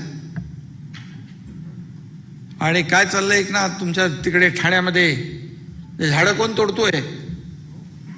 एवढे निसर्गप्रेमी बाळासाहेब. परंतु सांगण्याचा उद्देश एवढाच, एवढं मोठं उत्तुंग व्यक्तिमत्व असताना या नागरिकांच्या दृष्टीने ज्या ज्या छोट्या मोठ्या गोष्टी असायच्या त्याच्यावर बारीक लक्ष असायचं, बारीक लक्ष असायचं. कारण ते सांगायचे, ज्यांनी सत्ता तुम्हाला दिली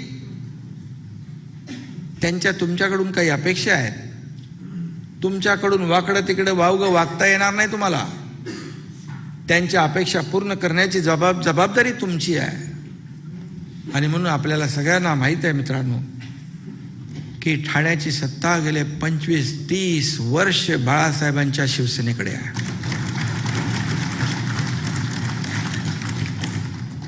आणि म्हणून आज आपण या ठिकाणी सगळे उपस्थित आहोत. खरं म्हणजे बाळासाहेब नेहमी सांगायचे, तुमच्याकडे जर आत्मविश्वास असेल, तुमच्याकडे आत्मविश्वास असेल तर जगाच्या पाठीवर कोणती शक्ती तुम्हाला रोखू शकणार नाही.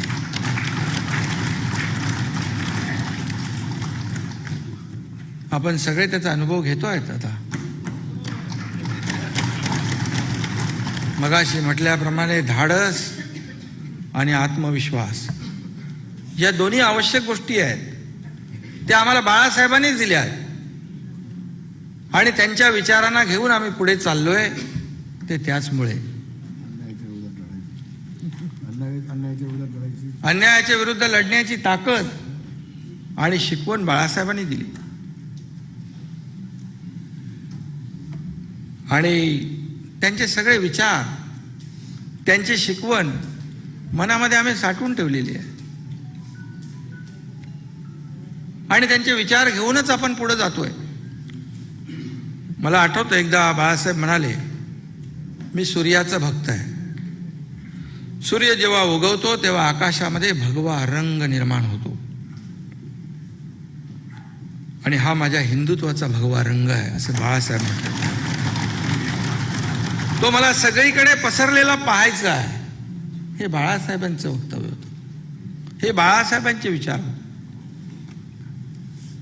आणि म्हणून आज तोच विचार घेऊन आपण बाळासाहेबांची शिवसेना पुढे नेतोय. मगाशी अजितदादा म्हणाले ते खरं आहे की एकदा तर काही मुस्लिम बांधव मातोश्रीत आले होते आणि त्यांची नमाजाची वेळ झाली.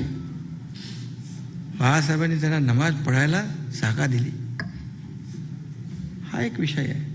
पण जेव्हा देशात राहून, या हिंदुस्थानात राहून पाकिस्तानचे गोडवे जे गात होते त्यांच्याबद्दल काय मत होतं ते मला सांगण्याची आवश्यकता नाही. काही गोष्टी मी मुख्यमंत्री असल्यामुळे बोलू शकत नाही.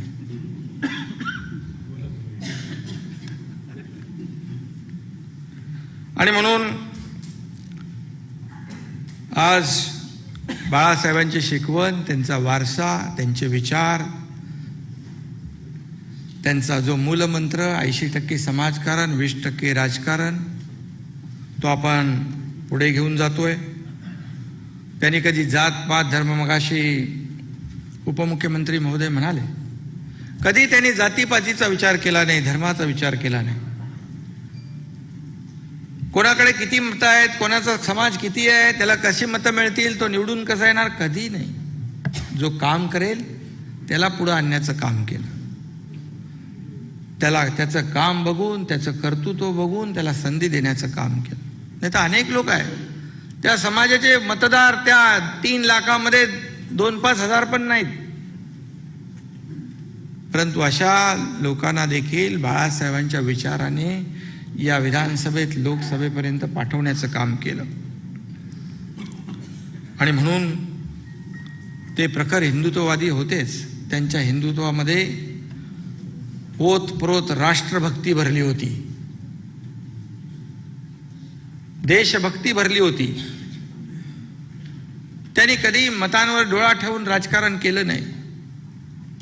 मगाशी कोणीतरी सांगितलं की सत्ता स्थापन झाली असती, परंतु सत्तेसाठी कधी त्यांनी तडजोड केली नाही. मुख्यमंत्री पदासाठी कधी त्यांनी तडजोड केली नाही. आपल्या विचारांशी कधी तडजोड केली नाही.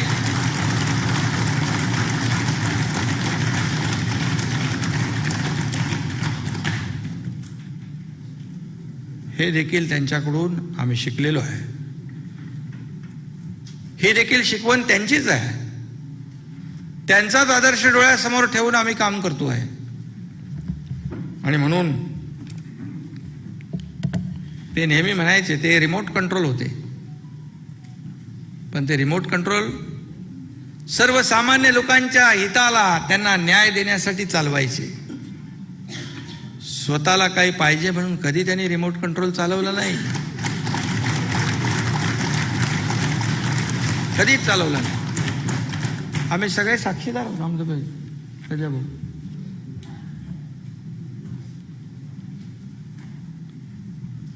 आणि म्हणून त्यांनी संयुक्त महाराष्ट्राची चळवळ असू द्या, मराठी अस्मितेचं रक्षण असू द्या, यासाठी बाळासाहेबांनी शिवसैनिकांची अभेद्य अशी फळी निर्माण केली. आणि त्या फळीतूनच अनेक लोक विधान मंडळात आले, विधानसभेत आले, लोकसभेत आले, कोणी महापौर झाला, कोणी नगरसेवक झाला. राणेसाहेब इकडे आहेत. राणेसाहेबांनी स्वतः सांगितलं, वयाच्या 15व्या वर्षापासून त्यांनी शिवसेनेमध्ये झोकून दिलं. वेडे झाले सगळे बाळासाहेबांच्या विचाराने. काय करू काय नको, कारण बाळासाहेबांची शिकवण अन्यायाविरुद्ध लढा. आणि म्हणून त्यांचा जो वारसा आहे विचारांचा, तो पुढे नेण्याचं काम आपण सगळे मिळून करतो.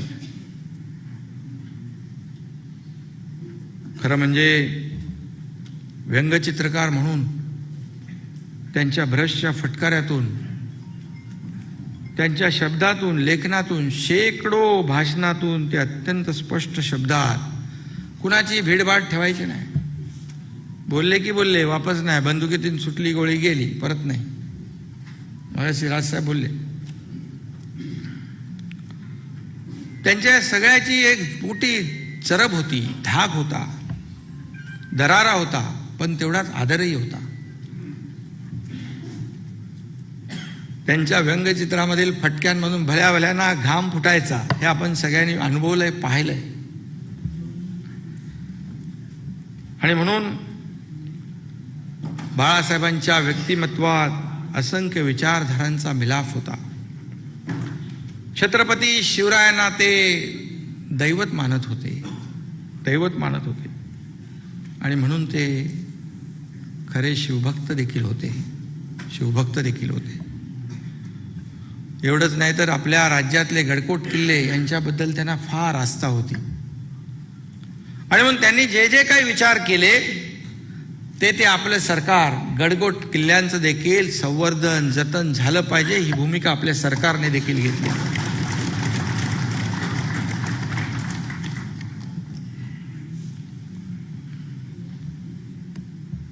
आणि त्यांनी सगळ्यांवरच वडिलांप्रमाणे प्रेम केलं.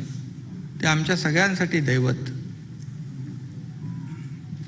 आणि दैवता समान देवाची जर आम्ही पूजा करत असू,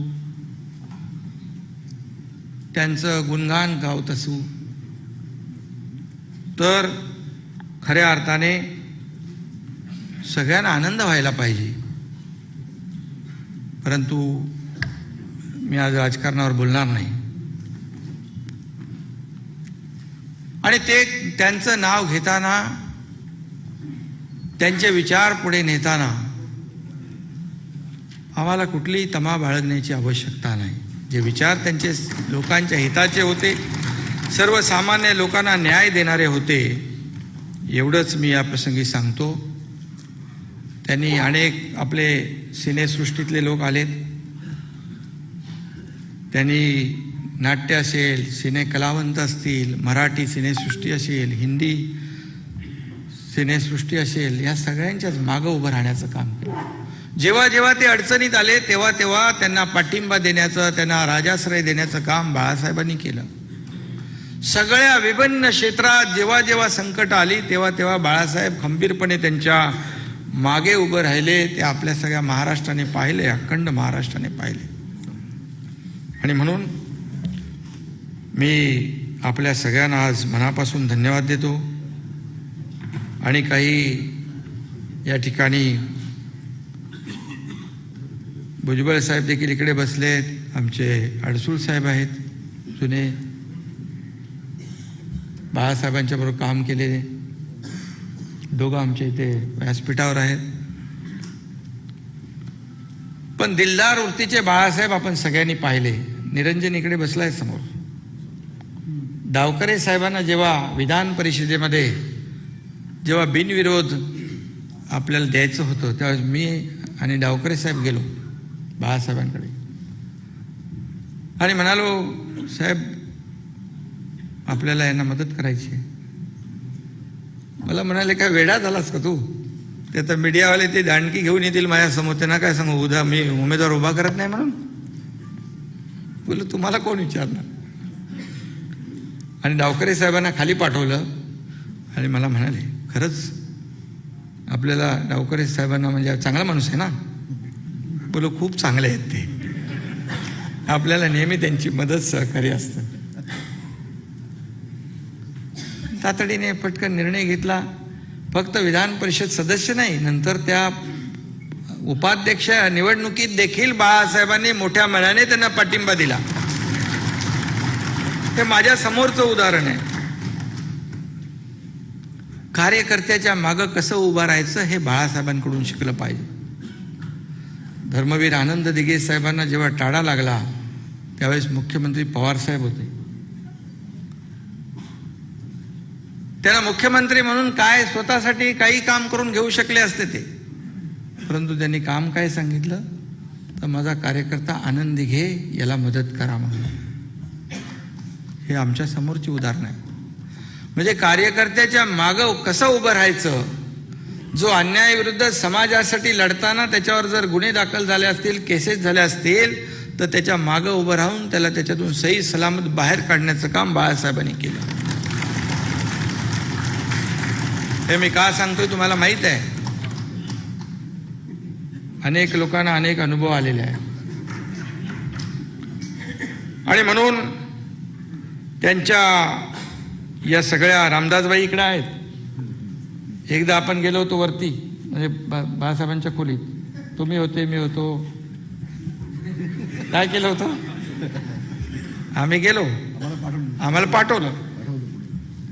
पाठवल्यानंतर म्हणाले, तुम्ही कशाला आलेत मला माहीत आहे. नाही साहेब, तुम्हाला भेटायला आलो. अच्छा, टेप रेकॉर्ड लावला त्याने असं समोर. बोले, टेप रेकॉर्डमध्ये तुम्ही जे जे काय बोलाल ते सगळं टेप करणार आहे मी. आणि इकडं ते कॉलर माईक बिक लावला होता सगळं. आणि ज्यांनी पाठवलं होतं मागे होता. नाही, ते नाही मी बोलत. सांगा.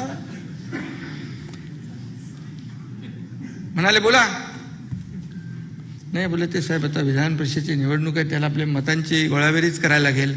हा, मग ते मग करा की सगळ्यांनी मिळून. नाही बोले तुम्ही आता एकदा सिग्नल दिला म्हणजे आम्ही सगळं करू ना. कसला सिग्नल पाहिजे तुमचा उमेदवार तुम्ही काय ठरवून आलेले आहेत? बोले नाही ठरवून कसं आता कोण बोलणार तिकडे उमेदवार ठरवून आलाय. रामदास भाईंना काय काय बोलले, रामदास स्वामी बरोबर वरून सगळ्यांना काय बोलायचं ते बोलले. मी म्हणालो राजसाहेबांना पण सांगायला लागेल आपल्याला, अरे ते तुझी त्यांची तर चांगली ओळख आहे ना, तू ठाण्याच्या महापौर इलेक्शनसाठी गेला होता ना त्यांच्याकडे घरी. त्यांच्याकडे बोललो मतं आहे, तेव्हा मतं होती ना आपल्याकडे. म्हणजे त्यांना सगळं माहीत असतं. आपण जायच्या आधी त्यांनी सगळी माहिती गोळा करून ठेवलेली असते. कशाला आले त्यांना आपण काही वाकडं तिकडं म्हणजे सांगण्याचा प्रयत्नच करू शकत नाही. पण दिलदारपणे बोलायचे, रोखठोक कान धरायचे आणि तेवढं प्रेमही करायचे. मी राजसाहेबांकडे गेलो होतो, ठाण्याचं महापौर पद आमचं गेलं असतं, भगवा उतरला असता म्हणून आम्ही गेलो. पण आमचा काही वैयक्तिक स्वार्थच नव्हता. पण त्याला खूप आम्हाला त्रास सहन करावा लागला. पण शेवटी बाळासाहेबांनीच ते आमची बाळासाहेबांनी सांगितलं या पोराने जे केलंय ते भगवा उतरू नये म्हणून केलेलं आहे.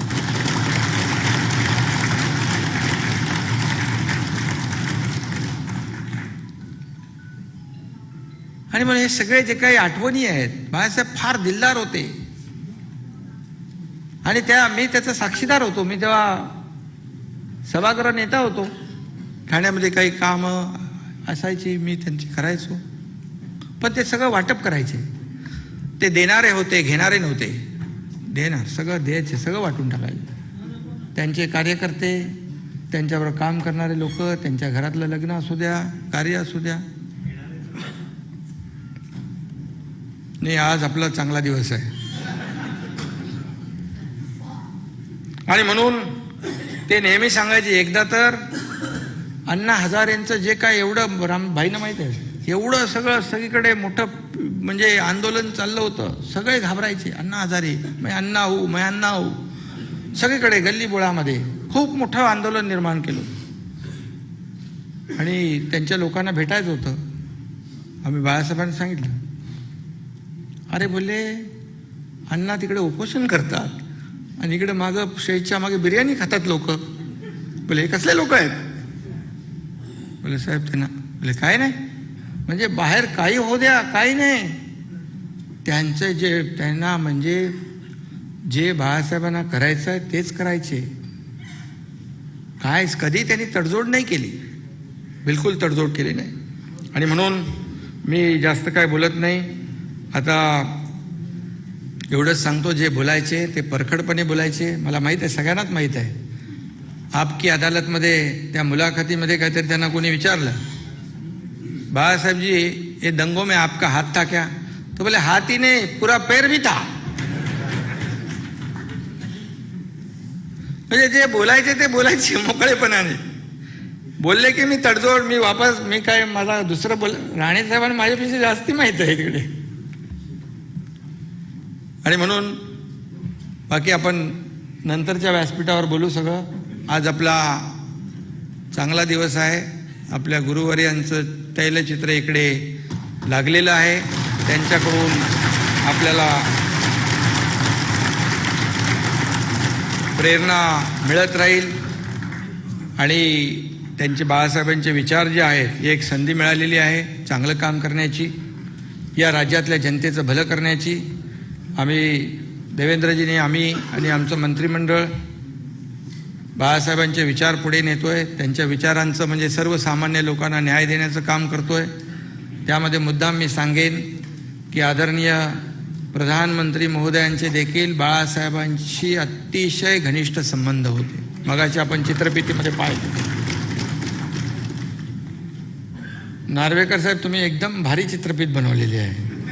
आम्हाला वाटलं का आम्हालाच येतं सगळं, पण इकडे बघितलं तर. आणि म्हणून तेच त्यांना सगळं माहीत आहे. आणि म्हणून राज्याच्या हितासाठी मोदी साहेब देखील, केंद्र सरकार देखील आपल्या पाठीशी आहे. आणि म्हणून बाळासाहेबांच्या जे जे मनामध्ये होतं ते आपण पुढे नेतोय. मग नागपूर मुंबई रस्ता असेल, बाळासाहेब ठाकरे आपला दवाखाना असेल, आणखी काही समाज उपयोगी कामं असतील ते आपण पुढे घेऊन जाऊया. आणि पुन्हा एकदा मी आज राहुल नार्वेकरजींचं मनापासून आपल्या सगळ्यांच्या वतीने अभिनंदन करतो.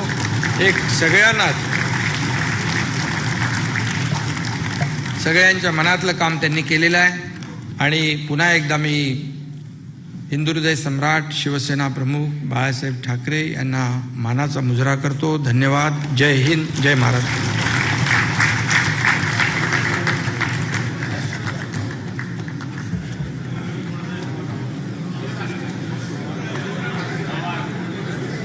धन्यवाद माननीय मुख्यमंत्री महोदय. हा ऐतिहासिक सोहळा थेट प्रक्षेपणाच्या माध्यमातून केवळ महाराष्ट्राच्या नव्हे तर देशाच्या प्रत्येक घराघरात पोहोचलाय. वंदनीय बाळासाहेबांच्या विचारांवर प्रेम करणारा प्रत्येक लहान थोर कार्यकर्ता आज अत्यानंदित झालाय. प्रत्येकाच्या मनात आजचा हा सोहळा ऊर्जा दीपकाप्रमाणे साठवला गेलाय. प्रत्येक कार्यकर्त्याला आजचा हा दैदिप्यमान सोहळा हिंदुहृदय सम्राट वंदनीय बाळासाहेबांच्या विचारांवर निष्ठा ठेवून पुढे चालण्यासाठी नवी ऊर्जा आणि प्रेरणा देत राहील यात शंका नाही. यानंतर मी विधानसभेचे माननीय उपाध्यक्ष श्री नरहरी झिरवाळ यांना विनंती करतो की त्यांनी आभार प्रदर्शन करावं. पण तत्पूर्वी माननीय अध्यक्ष महोदयांच्या निर्देशानुसार एक घोषणा. कृपया राष्ट्रगीताने कार्यक्रमाची सांगता होणार आहे. आपण कृपया सर्वांनी स्थानाबद्ध व्हावं. नम्र विनंती. माननीय अध्यक्ष महोदयांच्या निर्देशानुसार एक महत्त्वाची घोषणा